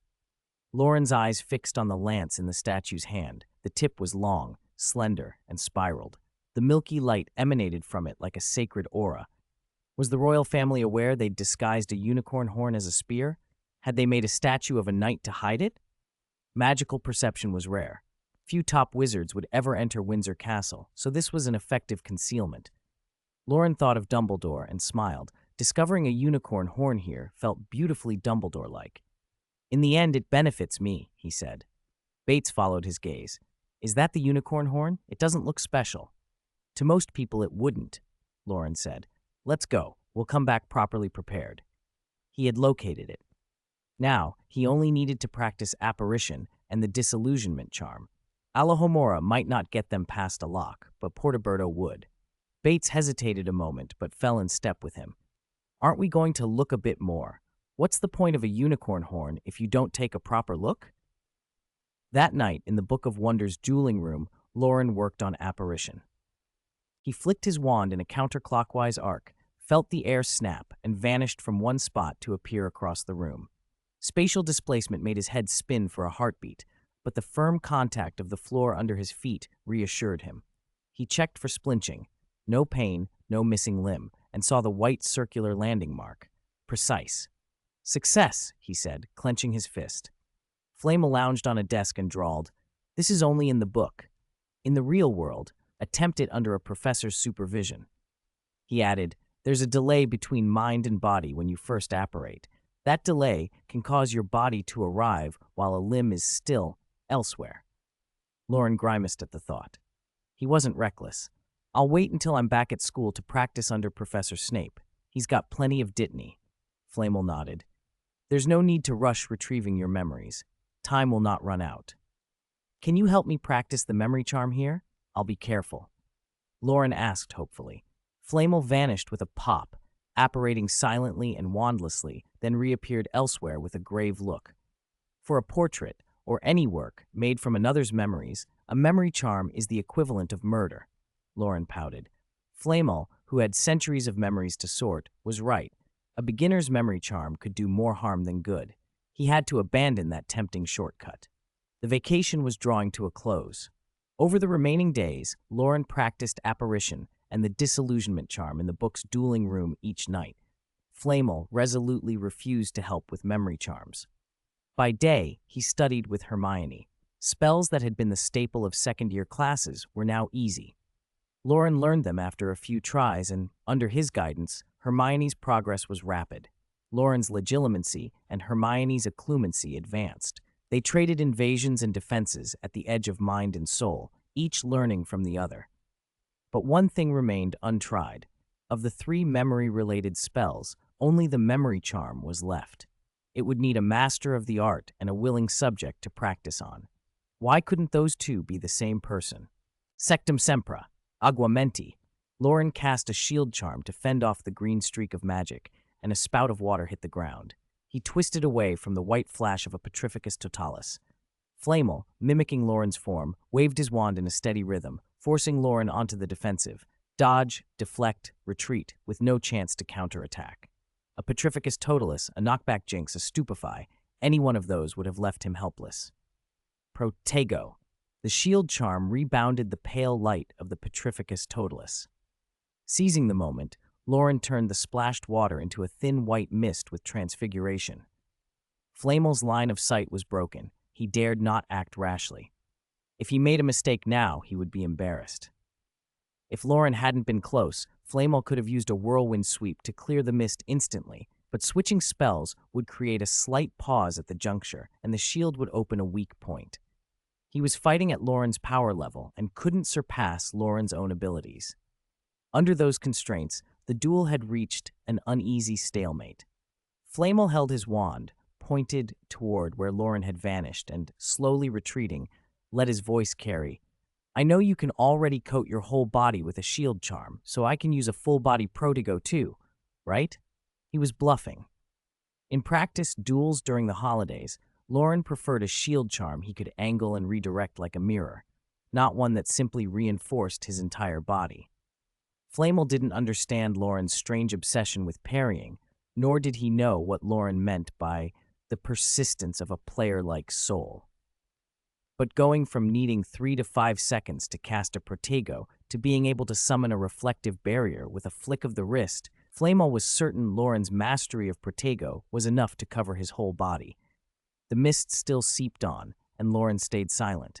Flamel pretended to cast a protego on himself, then tried to blow the mist away, but his attention remained fixed on it. Protego! Before he could finish, a pale shape burst out of the mist to his front left, hurtling toward his forehead. Flamel had anticipated something. He cut off the feint, twisted, and slid a few steps to the right, just dodging the attack. Splash! Water hit the ground and splattered. Flamel's face changed, but inertia kept his feet moving. Sectum sempra! An invisible lancing energy shot through him. Flamel still needed one small step to stabilize. In making it, he effectively ran into the spell. The sectum sempra pierced his chest between the 3rd and 4th ribs on the left. He froze, body shimmering, reverting to his silver-haired, silver-eyed form. He replayed the layered dab, interwoven combat in his mind and smiled with genuine satisfaction. In terms of combat thinking, you're already better than I was, he admitted. Loren dispelled his disillusionment charm and stepped out of the mist, wand raised to disperse it. Your end-of-battle animation is too perfunctory, he complained. There's no satisfaction from beating a boss. Flamel was used to Loren's strange remarks and ignored them.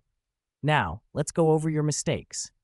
He projected a full replay of the fight into the air, a true, naked-eye 3D playback. Loren watched the sequence carefully and grinned.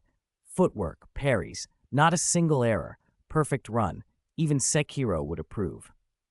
Flamel pushed the replay to the moment where Loren left water stains and summoned the mist. Using disillusionment with the mist to hide and interrupt my casting rhythm was clever. Leaving a column of water to draw my attention was smart too. Thanks, Loren said smugly. Flamel glanced at him. But it revealed a weakness, poor spell economy. Those steps you took could be replaced by a weather charm. Make the mist into clouds and the water column into a lightning strike. Whether I dodge or not, it'd be a different fight. If Flamel had taken the water directly and let it dampen him before fully deploying a shield, the result might have been different. Loren conceded the point. And the last part? The image switched to the moment the Sectum Sempra pierced Loren. Despite his earlier complaint about the replay, Loren watched his own stunned expression and felt odd seeing his defeat played out with his own image. Flamel pointed at the wound. Why aim to pierce the heart? A larger target area would have been more reliable. Loren grinned sheepishly. I've been reading a lot of anatomy lately. The heart's described as between the second and fifth ribs, so I aimed there without thinking. Since mastering several second-year spells, Hermione had stopped giving him lessons and strictly forbidden him from interrupting her. Loren had spent dinners walking with Hermione and picking up small spell insights, and otherwise had restarted anatomical study, bones, organs, the body's vulnerable spots. He wasn't sure what progress had been made on the Philosopher's Stone, but in duels he always found himself targeting those specific areas. Don't fixate on a specific point, use whatever's convenient. If the spell's power is enough, any hit ends the fight, Flamel said, not pressing the anatomy issue. He paused the replay and highlighted another scene. Loren deflecting a Petrificus Talus, bent at the waist, feet staggered, planted and ready to dodge the next strike. Here, you could have just dodged it. The time you spent casting Protego could have been used to throw another spell and break my rhythm. You made that mistake 4 times. The replay continued. In another clip, Loren used a shield charm to catch a faint knockback jinx like a shuttlecock and sent it back. Flamel, by contrast, took a weak knockback jinx full on, barely flinching. That knockback was half-hearted. You could have stepped back, it would have missed. It was cast quickly to keep pressure, so it lacked power. Even if it grazed your foot, it wouldn't have affected the fight. Flamel sounded almost pained. Why are you so fixated on parrying? Because of that, the duel lasted at least twice as long. Loren avoided looking at the screen of his mistakes and tried to change the subject. I beat you in my form. How do we practice now? He couldn't very well admit he liked those superfluous parries because he wanted a perfect, no-damage win. Flamel's breath hitched. You're not going to change, are you? He laughed in exasperation. All right, it looks like you need a taste of real combat to learn. The replay in the center of the dueling room flickered and vanished. Flamel himself melted from view, and Loren's consciousness was ejected from the magical book. Flamel's voice floated from the book, laced with a warning. For future sessions, I'll pull up images of actual dark wizards from the database. Keep up these habits, and you'll be on the receiving end of the Cruciatus. I'll change. I only dare fight like this in practice. If it were a real duel, I'd be faster. Loren mumbled as he drifted off to sleep. On the morning of August 6th, bright and clear, Loren woke to an owl tapping at the window pane. It was an old bird with ragged feathers and drooping eyelids. Its yellowed talons clutched a package, and it kept pecking at the glass. Thump, thump, thump, as if its beak might crumble from the effort. Loren opened the window, let it in, and grabbed a handful of nuts from Hanch's snack bin, scattering them on the table. The owl set the package down, glanced at the nuts, then looked at Loren with a weary, almost pitiful expression. Loren offered a soft piece of bread instead. Only then did the old bird peck at it. He unwrapped the parcel. Inside sat a cardboard box and a letter. The flamboyant handwriting and the big ink blot on the envelope told him at once this was from Ron. The letter read, "Happy birthday." George and Fred, they scribbled something that looked like a big ink blot next to their names, asked me to say hello for them. Your present is enclosed. Just in case, I sent this a day early. I hope Errol didn't show up too early or miss your actual birthday. Percy's being weird with his owl all holiday, so I had to borrow Errol. He's so old I don't know if he can still fly. No need to reply right away. Let Errol rest. I'd like to invite you to come visit the burrow. Mum and Dad want to thank you properly. George and Fred even want to celebrate your birthday again. They say they learned how to make cake from Mum's cookbook. But I must warn you, don't eat anything they give you. I still haven't had a reply from Harry to the letter I sent him. If you can contact Harry, please check whether he's all right. Your mate, Ron Loren, folded the letter and bet a bronze nut that Ron's quill was as old as the owl, hence the great blot of ink. He'd reply that night. It was probably wise to let old Errol rest. As for George and Fred's cooking, not eating their creations was practically an unspoken Hogwarts rule. He wasn't too worried about Harry. The Weasley twins would probably swoop down in their car to pick Harry up within a few days. Ron's invitation to the burrow sounded tempting, but thinking of Grandpa Bates, bored enough to dig in the backyard and learning to bake from TV, Loren decided he couldn't leave him alone. Grandpa Bates had spent the whole summer with him. He couldn't abandon him now. Loren set an apple out for Errol and slid the letter under a well-worn book before heading to wash and get ready for his birthday.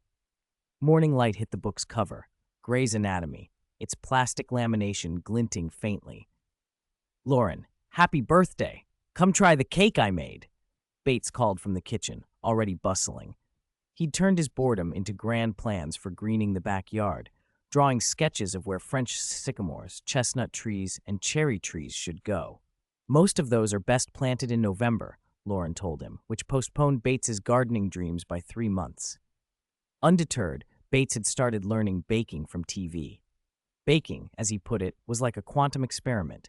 The oven was Schrodinger's box. You never knew what you'd made until you opened it. Now a suspicious black lump sat on a plate. Is this chocolate cake? Loren asked cautiously. No, mulberry cake. If you want chocolate, I can do that too. Mulberries were purplish red. A little blackening could happen if you used too much. Bates couldn't wait. Quick, try it. Breakfast is cake and milk today. By the time Loren came back from washing, Bates had sliced the cake and set it down. I got up early. I followed the recipe. The oven time was exactly like on TV. I checked everything. Loren cut a small slice. The knife scraped and the cake made a crunching sound. The texture was wrong. Loren swallowed his apprehension and put the bite in his mouth. How is it? Not bad, right? Bates asked, eyes hopeful. Loren chewed, but he couldn't swallow. He spit the cake out with a grimace. You tasted it. Why didn't you say so sooner? Bates threw back his head and laughed, helplessly amused. Ha ha! Privet Drive, the Dursleys' house. Harry still lived in the cupboard under the stairs, even though Aunt Petunia had hinted he could move into a proper bedroom upstairs. He didn't know why he refused. He simply preferred the cupboard. This morning, the cramped space had a peculiar visitor, a small, scrawny house elf with bat-like ears and bulging green eyes the size of tennis balls. He called himself Dobby. You intercepted all my letters, so I couldn't contact my friends all summer. Harry snapped at the elf.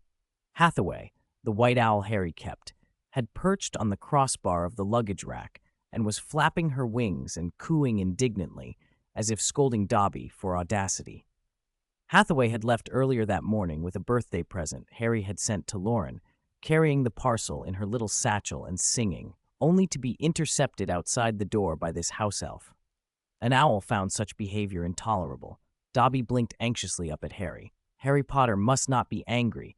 Dobby was hoping that if Harry Potter thought his friends had forgotten him, Harry Potter might not want to go back to school, sir. The words sent Harry farther into a fury. Dobby was impossible to talk to. The argument escalated into a commotion. Harry lunged. Dobby dodged and scurried around the tiny room, and in the chaos, Hathaway's cage toppled to the floor. A crash, the cupboard door kicked open, and for an instant, Harry shouted, "Sirius, he intercepted my letters. Subdue him." Sirius Black, who had apparently been alerted and rushed over, burst in, drew his wand and leveled it at Dobby. Magical light gathered at the tip of the wand. A confrontation seemed inevitable. Dobby, however, shrieked, snapped his fingers, and vanished from sight. The Dursleys, huddled behind Black, stared with wide, frightened eyes, still reeling from the sight of the creature and the sudden, startling magic that had made him disappear. Later that evening, Loren and his grandfather Bates had invited the Grangers for a simple dinner. Neither family had many close friends or relatives in London. The cake had been ordered over the phone from a bakery.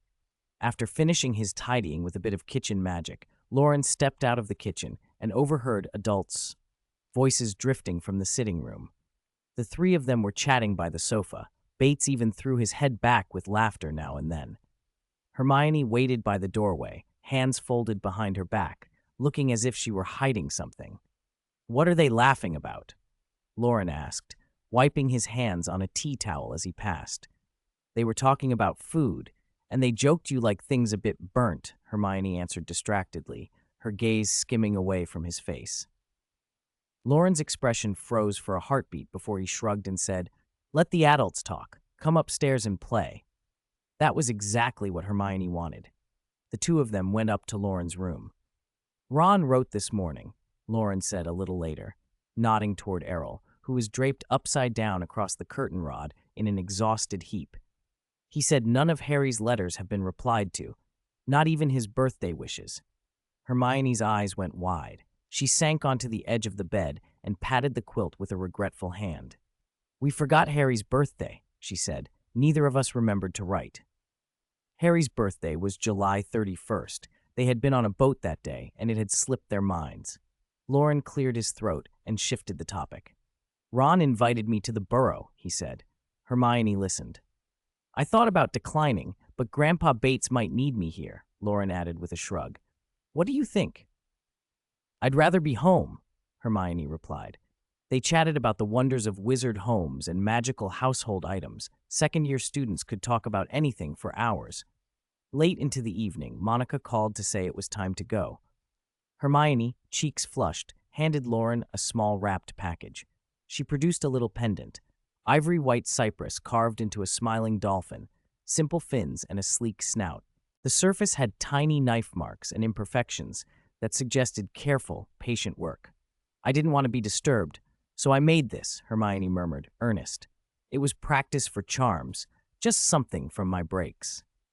Loren threaded the pendant on a cord and held it up to the light, stroking the carved dolphin and smiling. The gift was simple, but he loved it. The more he looked, the more it pleased him. Hermione's happiness at his reaction made her blush. "What wood is it? It smells so fresh." "It's cypress," Hermione answered, eyes bright and damp. For a moment they looked at each other, and the air between them seemed to thicken. Hermione's lashes fluttered. Loren found himself wanting to see her more clearly. Then a tapping sounded against the window pane. Thump, thump, thump, and both of them startled, breaking the moment. Hathaway, the white owl, was knocking at the glass. Loren opened the window and let her in. As always, the owl was striking, white feathers catching the light, and she carried a parcel and a letter.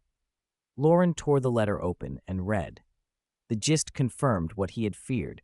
Harry had written to say a house elf named Dobby had been intercepting his mail over the holidays. His godfather suspected Malfoy and had gone to investigate. Hermione smoothed her hair and, cheeks still warm, said she had to go home in a rush. She slipped out of the room as if in a hurry, though anyone could see she was flustered rather than flinging herself away in anger. Loren counted the candies Ron had sent and examined the handheld game Harry had included, then answered their letters. His 12th birthday ended, ordinary, small, and quietly wonderful. The holidays were winding down, and the families had arranged to buy school supplies together before term. Wendell sat in the passenger seat of Bates's car, wringing his hands with nerves. He looked ill at ease in his clothes. Hermione snuggled into Monica's arms in the back and sighed. Professor McGonagall said we can shop as usual, she reassured, but you can't buy things with pounds. Their main purpose in Diagon Alley was to replace Hermione's broken quills and pick up the Defense Against the Dark Arts set, Gilderoy Lockhart's travelogues, which, according to the list, covered a number of curious creatures: banshees, werewolves, trolls, ghouls, a snow region yeti, harpies, and vampires. Both sets of parents insisted on coming along to see the wizarding shops, so the group of 5 made for the Leaky Cauldron. Bates, glancing at the crooked, soot-darkened exterior of the pub, asked tentatively, "Loren, shall I wait outside? I don't think I can go into Diagon Alley." Monica tried to be brave. "They'll be fine," she said, hugging Hermione. "Our 2 little wizards will look after us." That confidence evaporated the moment they reached the Leaky Cauldron. The building's soot-stained walls, the odd clothes of the patrons inside, and the curious, sometimes unfriendly looks from passers-by made them uncomfortable. "If you'd come on your own, you wouldn't have found the Leaky Cauldron," Hermione whispered. "It's enchanted." Loren tapped the brickwork with his wand and felt the little shift as the gateway opened. "Welcome to Diagon Alley," he said. They stepped into a world of owl sellers, cauldron makers, and broom shops. Bates and the Grangers stared with astonishment, but the more they looked, the more the wizarding shoppers stared back. The families felt like exhibits in a zoo. After a short walk, the scrutiny became too much. Wendell whispered they should leave. Loren didn't want their curiosity to be snuffed out so easily, but before tensions rose further, a familiar figure and a cloud of soot approached. "Loren! Hermione!" Harry came running toward them, his face still streaked with black. Hagrid's huge frame followed, lumbering and cheerful. "Harry Hagrid, so good to see you," Loren called. "This is my grandfather, Bates," Loren introduced quickly, "and Hermione's parents, Wendell and Monica." Hagrid bent forward with a giant smile. "Loren and Hermione are good children, so you must be good parents," he said. Bates and the Grangers looked up at the enormous man with blank surprise, then greeted him shyly. Hagrid's gaze was gentle and his manner warm, nothing like the suspicious stares they'd been getting. "Can you take them for a drink somewhere cleaner?" Loren asked Hagrid in a small voice. "Somewhere with fewer people?" "Course I will," Hagrid grinned. "You lot go find Mr. and Mrs. Weasley and get them to show you where to buy your school stuff." He promptly seized Bates and the Grangers by their sleeves and steered them off as if he were shepherding a trio of reluctant children. Hagrid's booming voice carried back to them as he called, "Oh, and Loren, bring me some of that medicine that gets rid of carnivorous slugs." Relief and sunshine seemed to come with Hagrid's laugh. With the adults led away, Hermione looked at Harry. He seemed dazed. "Have you taken any money from Gringotts yet?" Loren asked casually. "I'll go do it after I find the Weasleys," Harry said, rubbing at his soot-smudged face. In the crush of the street, a flash of red hair was unmistakable.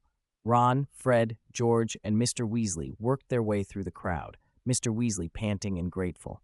"Harry, thank goodness, Molly was frantic," he said. "Where did you come from?" Ron demanded. "Nocturne Alley," Harry answered. "Cool," Fred and George chorused. Mr. and Mrs. Weasley, with Ginny, couldn't keep up with the others and arrived a little later, just as the boys were loudly insisting on visiting Nocturne Alley. "Oh, Harry, dear, you frightened me," Molly gasped, pulling a clothes brush from her handbag to dust coal dust from Harry's hair. Harry let her fuss over him with a docile expression, clearly enjoying the attention. After a quick introduction, Loren and Hermione met Ginny. She was the youngest Weasley, Ron's little sister, with the family's unmistakable red hair. When Molly heard Harry had accidentally wandered into Nocturne Alley, she went white and furious, especially when the Weasley twins admitted they were jealous, which only made her more determined. She warned Harry not to go there again and begged him not to mention it to Fred and George, lest their curiosity be piqued. Loren and Hermione fell back to stand with Ron as the lecture continued. "So Harry's agreed to stay at the Burrow for the month, then?" Loren asked, looking around for Sirius. "Oh, it's a shame you couldn't come. Harry says it's been the most interesting, happiest time he's had," Ron added proudly. "And what about his godfather?" Loren asked. "Sirius went to look into Dobby's appearance at the Dursleys," Ron said. "He thinks Dobby's involvement caused a right fuss. Mrs. Dursley, Petunia, was very upset, and Vernon wasn't happy either." Ordinary people are frightened by those strange creatures and by magic. But Petunia says she's come to some arrangement with Dumbledore and is still letting Harry stay. To make life easier for them, Harry simply left the Dursleys and went to the Burrow as a guest. Sirius insisted house elves belong only to wealthy pureblood families. After he left Harry with Mr. and Mrs. Weasley, he said he had other things to investigate. By the time Mr. and Mrs. Weasley and Harry came out of Gringotts, Ron had finished his tale. "It must be Malfoy," Harry said with certainty. "I saw Lucius and Draco at Borgin and Burke's. There's no doubt they're dealing in dark artifacts." Ron looked at Arthur, then lowered his voice. "My father has always wanted to prove Lucius Malfoy breaks the law. We're going to try to search Malfoy Manor soon." "That Dobby must be from the Malfoys," Harry said, even more convinced. "Ron," Molly's sharp call cut them off. She walked over, dropped a handful of nuts into Ron's hand, and scolded the children. "Don't spend all your pocket money at once. No more from me until you learn how to save. All right, meet at Flourish and Blot's in an hour. And absolutely no trips to Nocturne Alley," she shouted at the twins as they dashed away. Molly left, Ginny in tow. Arthur brightened when he heard Hagrid and Bates were at the Leaky Cauldron and set off, clearly hoping to join them. That left the four of them, Harry, Ron, Hermione, and Loren, strolling down the cobbled street. Harry bought 4 large strawberry and peanut butter ice creams. "If you ask me, they'll never find anything," Ron said, chewing thoughtfully. "The Malfoys never seem to get caught, even if their fingerprints are all over the wand." His phrase had a strangely poetic ring to it. "At least tell Dumbledore about Borgin and Burke's when school starts," Hermione advised, straightening a new quill she had bought. "Or we could wait until Sirius reports back and then pass it on." "What if he finds nothing?" Harry wondered. They continued debating as they walked. Loren peered into an apothecary window at a unicorn horn on display. It was slightly curved, but lacked the expected spiral. "Too fake," he commented. If he kept his head, Loren thought, he could get hold of that notebook today and avoid the trouble a basilisk incident might bring. An hour later, they reached Flourish and Blot's. The front was crowded with middle-aged women, very much the sort of faces Molly might have made, buzzing with excitement. A large banner across the window read, "Gilderoy Lockhart, autobiography signing, Magical Me." "I just have a bad feeling about our new Defense Against the Dark Arts professor," Hermione whispered. She had once liked Lockhart's books, but after Loren pointed out how self-serving they were, she couldn't stomach the full-page smiling portraits anymore. "How can you say that about our new professor?" Loren protested with unexpected righteousness. He had become an instant Lockhart fan, convinced the man wouldn't refuse a request about the memory charm. Hermione stared at him for a moment, expressionless. He was acting odd again.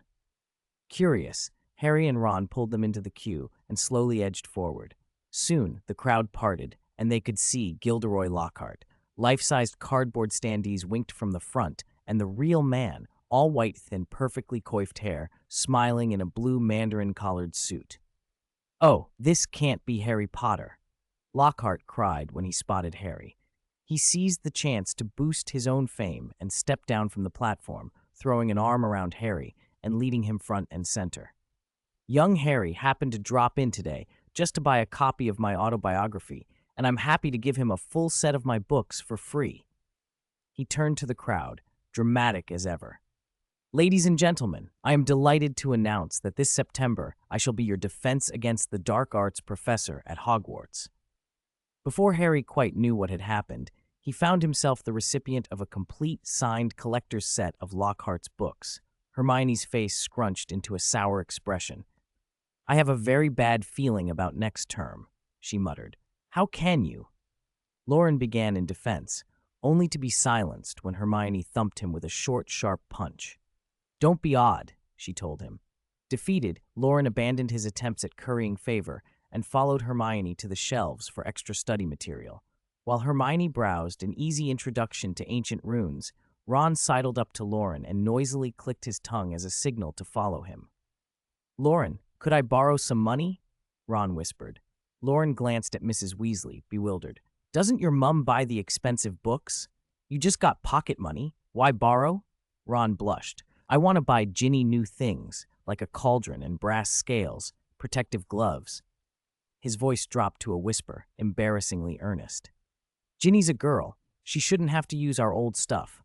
My brothers and I pooled what we could, and Harry gave Ginny signed books, but we still need more for a new Transfiguration book.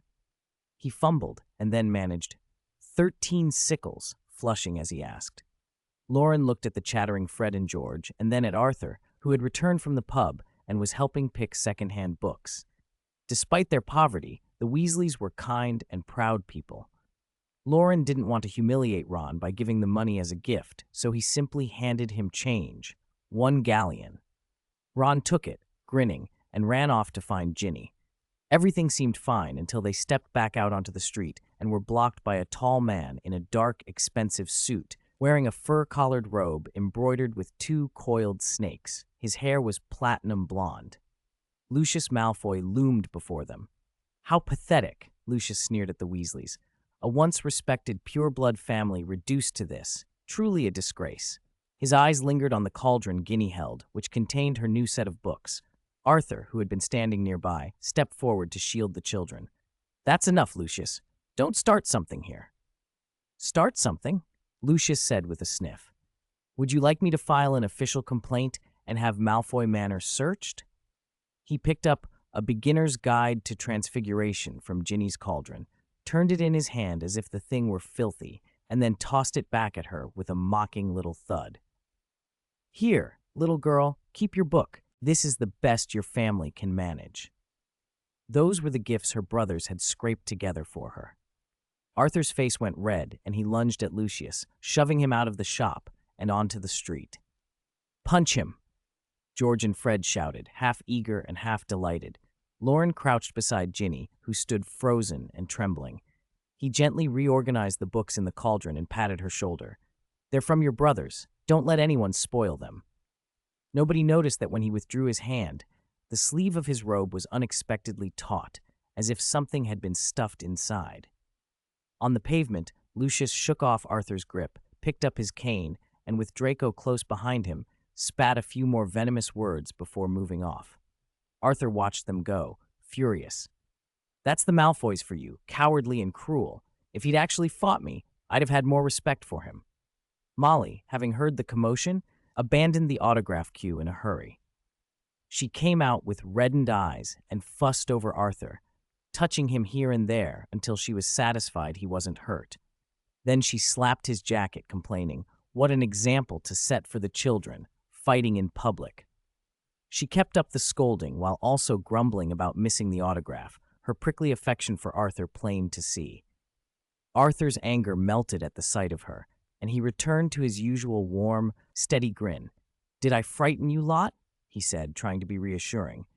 "Honestly, Malfoy, if you're tougher than him, he'll run away." "You're brilliant, Dad." George and Fred crowed as the family laughed and made for the leaky cauldron to head home. Arthur hooked his arm through Loren's and Hermione's. "I bumped into Bates and the Grangers at the pub, very pleasant folk. I'd like to invite them to the Burrow sometime. And I'd love to see your car, Loren. I fixed up a scrap of a Muggle car once. It runs, but it's not like a proper Muggle engine. They run without magic. Fascinating, truly." George and Fred, clearly having inherited some of Arthur's curiosity, chattered on about tinkering and Muggle things all the way to the pub. Inside the leaky cauldron, Bates and the Grangers were laughing with Hagrid, reluctant to part ways. They hugged Hagrid and said goodbye 3 or 4 times before finally leaving. The Weasleys planned to use the Flu network to get home, while Loren and the others were going to drive. Arthur had wanted to see Loren's car, but seeing Molly's stern look, he abandoned the idea. "Goodbye, Hagrid," Bates called out loudly, slurred a little. Hagrid answered with a voice that filled the whole room, promising to remember the potion request. "I'll get you that potion when school starts. The one Snape brewed works better." Stepping back into the cold, Bates and Mr. Granger sobered slightly and realized they'd had too much to drive. Monica Granger climbed into the driver's seat with Hermione beside her. Loren stared at the cramped back seat where 2 tipsy companions would press against him. Being stuck there with 2 drunk passengers promised to be an unpleasant end to the evening. 158. Get a glimpse of this world. Back in the Hampstead suburb, Bates and Wendell had gone to rest in the garden. In the Granger's study, Hermione slapped a large book down on the table. I finally know what happened at Azkaban that day. The Daily Prophet Collected Edition, latest version? Loren read the title on the heavy volume. I found it at Flourish and Blots. It has a report on the Azkaban attack. Hermione flipped to the last pages. Look, Fenrir Greyback and 3 other werewolves attacked Azkaban. Aurors repelled them. Except for Greyback, the other 2 were arrested on the spot.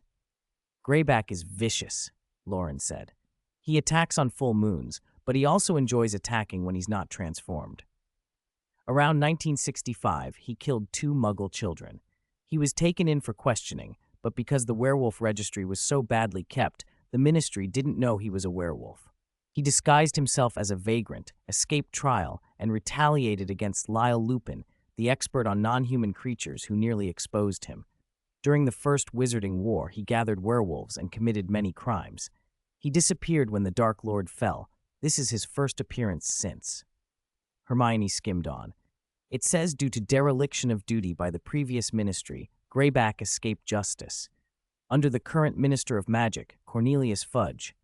She trailed off as the rest dissolved into boilerplate praise. She stopped reading and slapped the paper again. They must have been trying to free a prisoner. From the report, Greyback is a criminal. Who would be worth breaking into Azkaban for? Loren propped his chin in his hand, searching the report for clues, but finding nothing he recognized. Maybe someone hired them. Hermione turned more pages. Dolores Umbridge, deputy head of the Department of Magical Law Enforcement, drafted anti-werewolf legislation. It's under review and planned for 1993. Hermione frowned. That will push neutral and friendly werewolves to the fringes. It'll only increase danger. Professor Dumbledore won't let that pass. Despite her youth, Hermione already had remarkable political instinct. This review won't go through the full Wizengamot, she said. Werewolves already have terrible reputations, and now with this incident, the ministry won't want to be accused of negligence like before. The chances of this law passing are high. Loren remembered Lupin. He'd barely scraped by before. When anti-werewolf laws had been enforced, he lost his job, and Dumbledore had taken him on as defense against the dark arts professor. Hogwarts had one of its best Dada teachers as a result. It's a good thing Grandfather Bates's lycanthropy is cured. Or rather, it's a good thing he's not a wizard. He doesn't have to try to survive in the magical world. Hermione's face grew thoughtful. Grandfather Bates was kind and lucky, but what of the innocent, unlucky werewolves who lived in the wizarding world? Who would speak for them? Who would consider their plight? She asked quietly. Loren, could your method for treating lycanthropy be used more widely? Loren shook his head. The materials for the ritual are expensive, and no one would pay. Only Dumbledore can perform the human form charm properly. If he treated them one by one, he wouldn't have time for anything else. The disease can't be permanently cured. By the time you finish with one, another might relapse. And most important, Flamel is gone. The Philosopher's Stone is no longer an endless source of magic, so we can't treat werewolves forever. He had learned that recently. When he had once held the Philosopher's Stone, he had felt Flamel's sustaining will within it. After Flamel's departure, that will had dissipated. According to Flamel, the stone's magic would fade, and eventually it would be an ordinary rock. The Wolfsbane potion has been perfected, but very few werewolves can afford it. Hermione traced the words anti-werewolf legislation with her finger, her expression clouding. The magical world wasn't only wonder and discovery. Wizards weren't solely occupied with magical mysteries. For the first time, she saw the cruelty within wizarding society. A simple, precise brutality aimed at those with no power, those not even considered fully human. Her bright eyes darkened. Loren said nothing to change her mind. He recognized the light in her. She sympathized with the weak, spoke against injustice, and wanted to make the world better. Some called her meddlesome, some unrealistic, others sentimental, but that was Hermione. Later that evening, Loren found Bates snoring on the sofa. Though it wasn't cold, Loren fetched a blanket and tucked it across Bates's stomach. Bates stirred, opened his eyes a little, and mumbled, Loren, Hagrid said those 8-eyed spiders are really cute. Will you raise one for me to see? Loren hesitated, moved the blanket up a bit, and whispered, "Maybe someday. Go to sleep, you'll see it in your dreams." "Wizard pets are magical too," Bates murmured, drifting off. Loren climbed the stairs, thinking he should probably keep Bates away from Hagrid next time. He locked the bedroom door, drew the curtains, and stepped into darkness, broken only by a desk lamp. From his sleeve he produced an item and placed it on the table. A crystal blue light glowed from his eyes, illuminating the runic blackness that swirled on the diary. He had seen that blackness before, in Harry's scar in Quirrell's neck. Loren took a long, steadying breath and centered himself with occlumency, reviewing his emotions until he was certain none would betray him. He opened the diary cautiously. It was a normal school notebook, 16 kilos in weight, its black cover faded. The dates on it suggested it was 50 years old. The pages were yellowed and water-stained. On the first page, in faint ink, was written T.M. Riddle. The Tom had become a blurred smudge where water had run the ink. Tom was still a student then. Lord Voldemort did not yet go by that name. Most of the pages were blank. The back cover bore the name and address of a paper dealer on Vauxhall Road, London. If he wanted to be safe, he should seal the notebook now and hand it over to Dumbledore when school resumed. But he was a Gryffindor, and his conversation with Hermione about werewolves had left him restless.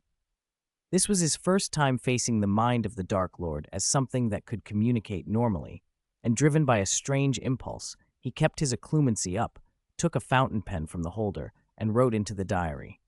"With your intelligence, you must see that wizards cannot long rule over Muggle society. Fear and slaughter are not the answer for the magical world. What do you think of the future of wizarding society?" The crystal blue light in Loren's eyes flared. A cold prickling ran from his sight into his mind, and in an instant he felt the raw force of a mental intrusion. He realized with horror that the diary had emotionally provoked him. It had read his reaction to his earlier talk with Hermione, linked that emotional residue to his memories of Voldemort, and used it to draw out his thoughts without him noticing. Fortunately, the chill in his head steadied him long enough to keep him from being further bewitched. Ink sank into the paper, and the pen indentations smoothed as if erased. Then, in neat black script, words appeared on the page. "It is an honor to converse with you, Loren." The handwriting wavered for a moment, as though seeing something astonishing. Then another name formed, Morgan. Loren hadn't written it. His surname, his family's name, had been read from his memory. Even his memories had been viewed. He tested his muscles and breathing, wiggling his toes and curling his fingers to be sure he retained control. Relief came when he confirmed he was not being externally controlled. The diary began to tremble. Ink pooled and ran, and then, shocking and terrible, fresh blood mixed with the black ink and stained the pages. Flames flared from nowhere, licking at the paper. Sheet after sheet curled under the heat and turned to ash. The diary burned through a third of its thickness. Loren thought the Horcrux would be destroyed outright. Then a gust of wind, with no source he could find, blew through the room. Pages fluttered, and with a sharp rip, the book split into two. The front half vanished into black ash in seconds. The remaining half was battered, pages soaked dark red, the yellowed paper turning crimson. Even that remnant was still burning. The corner of the first page was smoldering, about to go up. Loren watched, realizing the diary seemed to be courting its own destruction.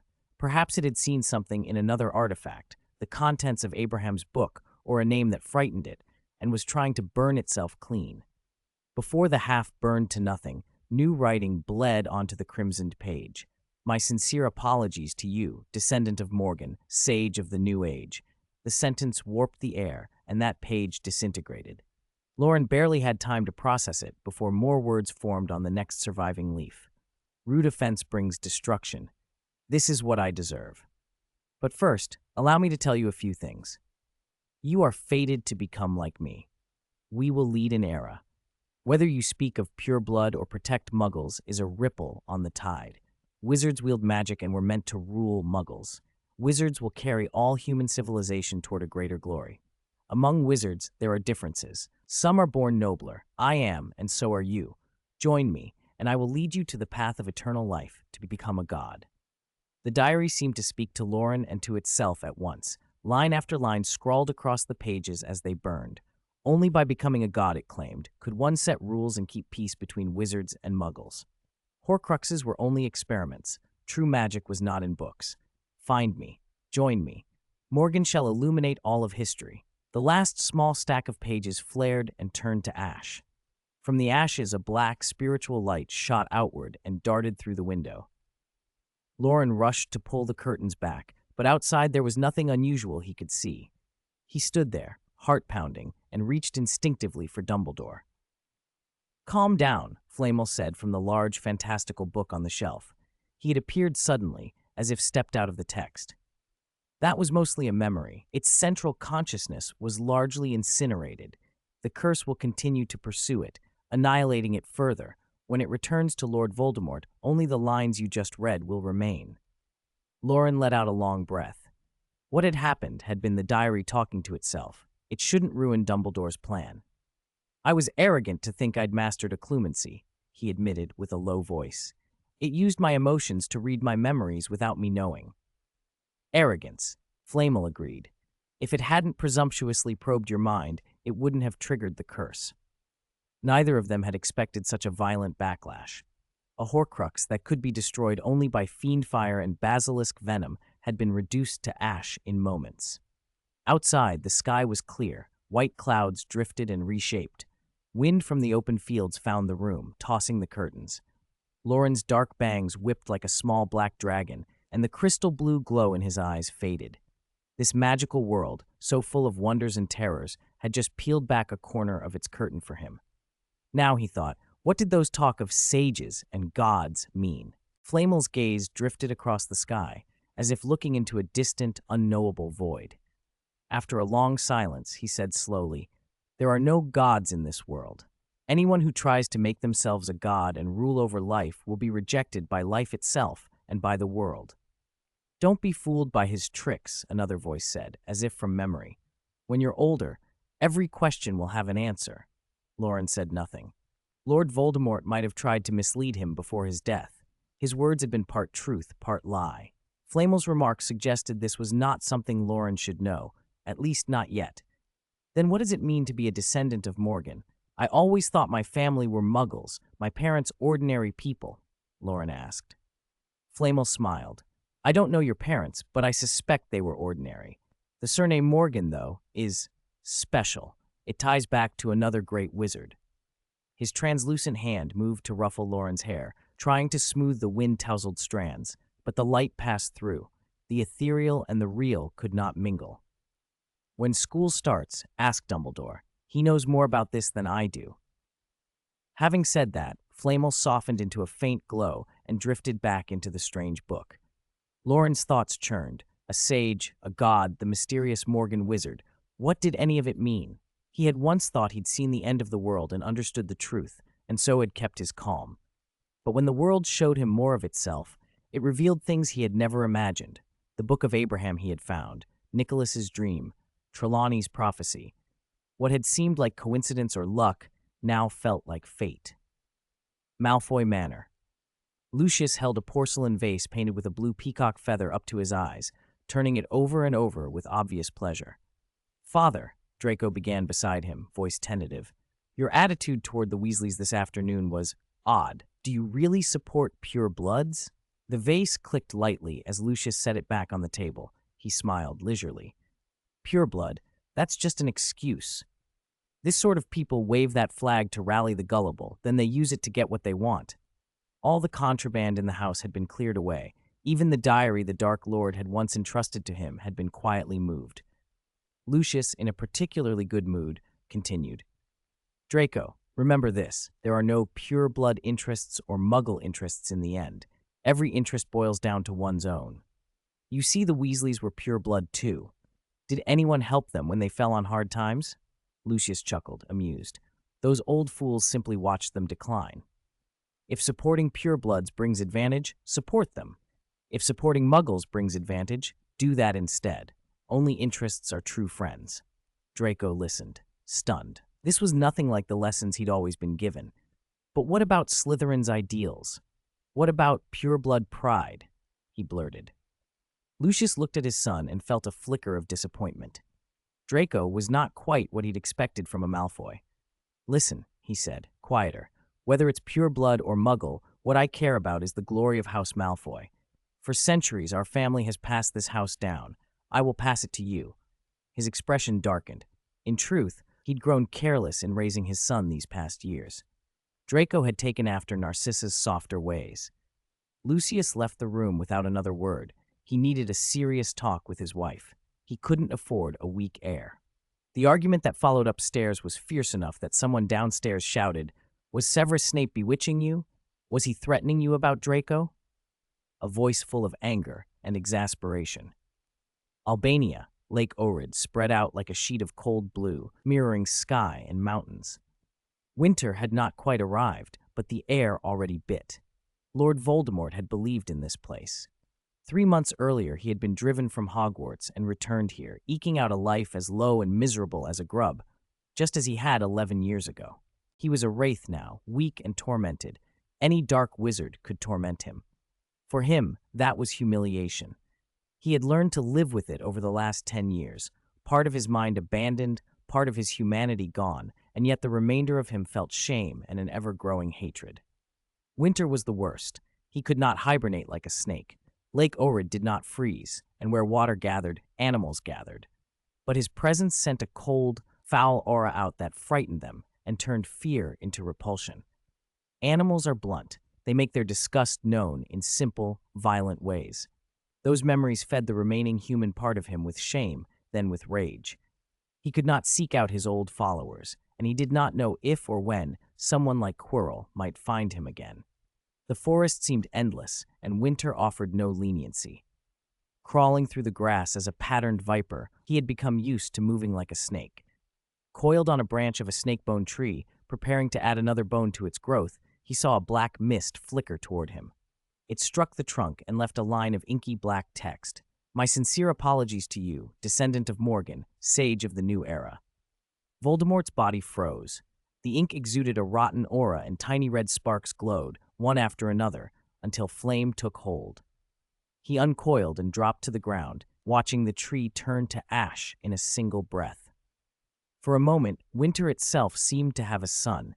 The viper's scales rippled as it slid toward the inn on the edge of the Albanian woods. Dark wizards were difficult to deal with, but there were other magical creatures here he might control.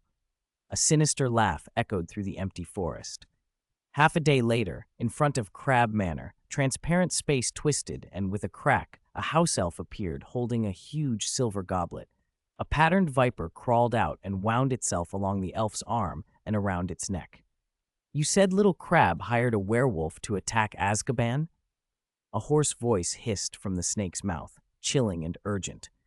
The thin house elf quivered, answering in a shrill, terrified voice. "Ah, Mick heard it from a wizard staying at the inn," he said. Fangs and a forked tongue breathed cold at the elf's throat, but disdain for the creature's blood kept the viper from biting. "Take me inside," it said. The British Library, Loren whispered to the book as he clutched it. He had tucked himself into a corner of the reading room between 2 tall shelves, invisible among the many readers. To anyone else, it looked like a child talking to himself. No one paid attention. "Find a secluded spot and set me down," Flamel's voice sounded from the strange book, calm and even a little excited. "Why put you here? To make you a library acquisition?" Loren asked, puzzled. That morning, Flamel had asked him to bring the book to the place with the most books and leave it there. "My range has expanded," Flamel answered. "I asked you to bring me to this library to collect its books." "Collect?" "When night falls, I'll use the book to cleanse the magic and copy the books here into myself." Flamel stared at the neat rows of shelves, delighted. "This place is larger than the castle with millions of books. Are you sure you can do it? You'll also be able to study Muggle medicine in the magical world, which will speed up the Philosopher's Stone project." Flamel drifted into his own thoughts and did not directly answer the question. Floating in the air, he spread his arms as if embracing the room. The fantastic book will become a collection of 2 societies. This will be the seed of a civilization. Loren didn't quite understand the grand claim, but he found a quiet shelf and set the fantastic book down beside a copy of King Lear. an entire row of Shakespeare that never seemed to be borrowed. "I'll pick you up tomorrow," he promised, and left the library. School began faster than Loren felt ready. Summer had ended too quickly. It seemed over before he'd had a chance to play properly. Hermione, at Monica's suggestion, had spent her last days reading heavy political philosophy, Leviathan and Rousseau's Discourse on Inequality, because Monica believed some ideas connected even across the wizarding world. "I don't know your political structure yet," Monica had told her, "but things are linked. These books won't give you answers, but they'll help you see the questions. You won't understand everything now, but you will when you're older." So Hermione had worked through the books in a flurry. Meanwhile, Flamel, now busy collecting whole libraries, kept to his own pursuits. Loren spent afternoons helping Grandpa Bates tend the backyard and prepare for transplanting in November. They were up early on the first morning. As usual, Bates and Wendell sat on the platform, while Monica took a seat behind them with the two children. With Hermione's cloth bag and Loren's suitcase, there was nothing more to worry about. They reached King's Cross around 10, and the time to part at platform 9 3/4 came. Hermione buried her face in Monica's arms and clung like a kitten. They held on for a long, reluctant minute. Loren and Bates watched the Grangers. "Like I said last time, I won't worry about you, kid," Bates said in his hearty way. "Take care of Hermione. She's a girl." Loren's left nostril felt a little blocked from a mild cold. His voice came out slightly nasal. "Got it. I'll be home for Christmas. Remember to come back and visit." "Oh," Loren started. Then they ran together through the barrier. Outside, Bates and the Grangers exchanged glances, both with slightly reddened eyes, and smiled. The 1992 school year had begun. The scarlet train looked old-fashioned in an industrial way, but shone like new. They found an empty compartment and sat opposite each other, propping their heads on their hands and watching the countryside slide by, a small comfort against the tug of separations. Once on the train, Loren had the nagging feeling he'd forgotten something. He checked his things slowly. The fantastic book, check. Magic robes, check. Cola and extra dark chocolate for Dumbledore, check. Thinking of treats reminded him of last year's snacks. "What are you thinking about?" Hermione asked, peering at his shifting expression. "Oh, everything," Loren said, smiling. "Chocolate frogs, licorice wands, Bertie Bott's every flavor beans." Hermione laughed. "The train hasn't even left, and you're already thinking about snacks." "Well, I haven't had them all summer. Remember last year when we were stuck with cockroach clusters? Neville thought I was bullying you." "Don't remind me about cockroach clusters," Hermione shuddered. "You ate so many." "You still say that," Loren grinned, and Hermione, as she always did, found his infectious charm impossible not to laugh at. White, cloud-like steam billowed from the chimney as the bright red express eased away, heading for Hogwarts along its hidden railway. After the train left, groups of older students drifted through the carriages. Having been apart all summer, they visited one another's compartments, trading holiday stories and laughing over reunions. "Long time no see. Loren, Hermione, you too," Seamus and Dean said in unison, arms slung around each other's shoulders as they bounced past, already onto the next compartment like two overexcited puppies. Other years had their own outgoing sorts who made the rounds. Most first years, however, stayed put, chatting with the new friends they'd made. Loren and Hermione remained in their compartment, nodding greetings as people passed, when a particularly odd girl appeared at the window. She had waist-length, messy, dark gold-brown hair, very pale eyebrows, and a pair of large, lively silver eyes that blinked with curious interest. Owl-rimmed spectacles sat on her forehead, and a half-string of butterbeer corks hung around her neck, like a necklace missing its other half. Her clothes struck Hermione as strange, but the girl wore them with calm certainty. "Hello, is this compartment free?" Luna Lovegood asked in a light, airy voice. She climbed easily onto the bench beside Hermione, as if it were the most natural thing in the world. When she looked at Loren, her silver eyes fixed on his blue ones. Loren remembered her at once. A compartment seated 4. He nodded and curiously said, "The first year's carriages are at the back. There should be plenty of space. Didn't you find a compartment?" "My father and I were a little late," Luna said, as if that explained everything. I couldn't find an empty compartment, and the ones that had people didn't want me to sit with them. She smiled and introduced herself without hurry. I'm Luna Lovegood. Hermione, still half focused on the cork necklace, answered, Hello. Luna kept looking at Loren, and the gaze felt odd enough that Loren finally asked, Why are you staring at me? Do I have rackspurts on my head? Luna's face brightened. You know about rackspurts too? What are rackspurts? Hermione asked. They're invisible, buzz into your ears and make your brain go fuzzy, Luna said as if stating an obvious fact. Then she turned back to Loren. But you don't have rackspurts on your head. You have a blue-winged butterfly. A butterfly? Loren touched his eyelids, feeling only the normal skin. But Luna had noticed something about his eyes that suggested more than coincidence. Yes, a blue-winged butterfly with pretty patterns. It's protecting your eyes with its wings. She watched him intently. Hermione, accustomed to noticing what made people different, peered at Loren's eyes and shook her head. She saw nothing. Loren couldn't see his own eyes either, but he had an idea. I can't see it myself. Maybe I could look at the reflection in your eyes? Luna cocked her head, her silver irises twinkling. That's a good idea. I never thought of that. They leaned forward across the low table, bringing their faces close. One wanted to observe the butterfly, the other to see its reflection. They stared into each other's eyes with solemn concentration. Hermione watched them, first left to Loren, then right to Luna, feeling the scene was slightly ridiculous. After half a minute, she couldn't stand it and slid across to sit opposite them, pulling Loren back to his seat. This might be some kind of special ability, not just ordinary eyesight, she said, perfectly reasonable. Perhaps, Luna agreed, and for an instant she seemed to sense something on Hermione's own head. Hermione's cheeks colored. She kept glancing at Loren, then away. The sight of her like that made Loren inexplicably lightheaded and airy, as if he'd just eaten a bag of fizzing whiz-bees. The little moment passed, and the three fell into an easy conversation all the way to school. Do you know about any other strange creatures? Loren asked. Oh, what I most want to find are crumple-horned snorkacks, Luna began. What are those? Hermione asked, intrigued. The first years still crossed the lake by little boats. After Luna left the train, she heard Hagrid's booming call and went off with the main group of new students. Loren and Hermione, however, followed some upper years and walked along the path to the waiting dark gray carriage. They called it a carriage, though it had no horses, no reins, no drawbar. Having spent a year at Hogwarts, they knew better than to ask what pulled it. They knew of thestrals. Only those who had seen and accepted death could see thestrals. Loren wasn't sure if he had seen death before, but he could see them now. The animals were black and strange, their skin drawn tight over visible bones, with wide, featherless, bat-like wings.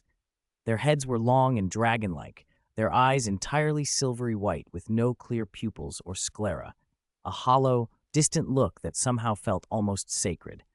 They stood quietly in the dimming light, an eerie but dignified presence. You can see thestrals? Hermione's voice fretted. The idea of having seen death worried her. It's just my eyes, Loren said. Thestrals are magical creatures. Hermione peered at the animal, curious and anxious. Loren took her hand and led her closer to the shaft, guiding her to touch the mane of one. Feeling the warmth of an animal in a place that might as well be nothing was unsettling at first. Hermione's fingers were stiff, but the thestral's reaction was unmistakable. It seemed to enjoy the contact, squinting and arching its neck to be scratched. They're gentle, Hermione said after a moment, more to herself than anyone else. Not at all the terrifying monsters people talk about. I can see their bones, she added as she ran her hand along the skin. Are they really so thin? Very thin, Loren replied. You can see the outline of the skeleton. Maybe we should ask Hagrid to feed them more, Hermione fretted. Loren sighed inwardly. Hermione worried like that. She couldn't help herself. She chattered on about whether the thestrals had enough to eat all the way onto the carriage and up through the castle, until at last they were seated at the Gryffindor table in the Great Hall. Candles floated above the long tables, throwing warm light around the hall, while the enchanted ceiling glittered like the night sky. Last year, they had been nervous first years worrying about the sorting, and now they sat as returning students. Hermione's anxieties about the animals were still evident. Hagrid cares for them, Loren said, nudging her into her seat. He wouldn't let them go hungry, so don't worry. Hermione quieted, and at that moment, George and Fred wheeled around and plonked themselves down beside him. Hey, lovebirds, one shouted, and Hermione's face went bright crimson. Did you see our good brother on his honeymoon? Fred asked, grinning. And Harry? Where are Harry and Ron? We haven't seen them since the train, George added. Loren's eyes suddenly widened as he remembered everything. Dobby's attempts to keep Harry from returning, the message about platform 9 3/4, the flying car, the Homping Willow. They'd been told Harry and Ron had driven a modified Muggle car back to school that morning and had crashed into the Homping Willow. He had the impulse to leap up, then sat back down. Whatever had happened, it had already happened. The car was probably lying somewhere in the Forbidden Forest by now. Nothing, don't worry, he said when George pressed him. Tsk, George said, disappointed by the non-answer. Fred and George wandered off together, muttering, "Lost in love," which made Loren and Hermione both flush again for a different reason. At the high table, Professor Lockhart was conspicuous in a blue and gold ceremonial robe trimmed with silver, his smile bright enough to reflect candlelight. Next to him, Professor Sprout laughed and teased. What an excellent Ravenclaw graduate, best-selling author, adventurer, traveler, now a professor at Hogwarts. Professor Flitwick, so small he was barely visible over the table, shrank further into his chair at her words, his beard trembling. Everyone had already learned that Lockhart was all show. It didn't take long to see through the glitter. Still, he basked in the praise. Later, after much of the sorting had been done, two disheveled figures finally appeared in the doorway. Harry Potter and Ron Weasley slipped in, both rumpled and a little battered. The morning's incident, the forbidden flying car, had already been splashed across the evening papers, and the Ministry had been swift to handle the legal and memory issues, transferring their files to the school. In some ways, the Wizarding administration could be eerily efficient. Professor McGonagall's expression was stern, but she stayed at the sorting table to continue calling out names. Dumbledore watched the two boys with a smile. "What an age of courage," he said. Lockhart added brightly, "Yes, if you're not careful, you'll do something extraordinary. Talent is like light. It cannot be hidden." "Foolish, ignorant, and therefore fearless," Severus Snape muttered under his breath, the words flat and unreadable. Dumbledore, seemingly unperturbed, suggested Snape go and comfort them. Snape's lips twitched in a way that could have been a smile or a sneer. He rose and took Harry and Ron away through the side door. "Luna Lovegood," McGonagall called again. Luna, who had been cheerfully whimsical moments before, had changed into her Hogwarts robes. Her pale, ethereal look made her seem almost like moonlight. The sorting hat, old and battered as ever, sat on her head for a moment and then placed her in Ravenclaw. Percy and the Weasley twins felt some relief when Ron was taken off. Whatever trouble he'd caused, at least he hadn't been expelled. When Ginny was sorted into Gryffindor, the Weasleys and their friends cheered the loudest. At the end of the feast, during the school song, Fred and George climbed onto the dining table for the final high note and nearly toppled into Lee Jordan's waiting arms, earning another round of laughter and applause.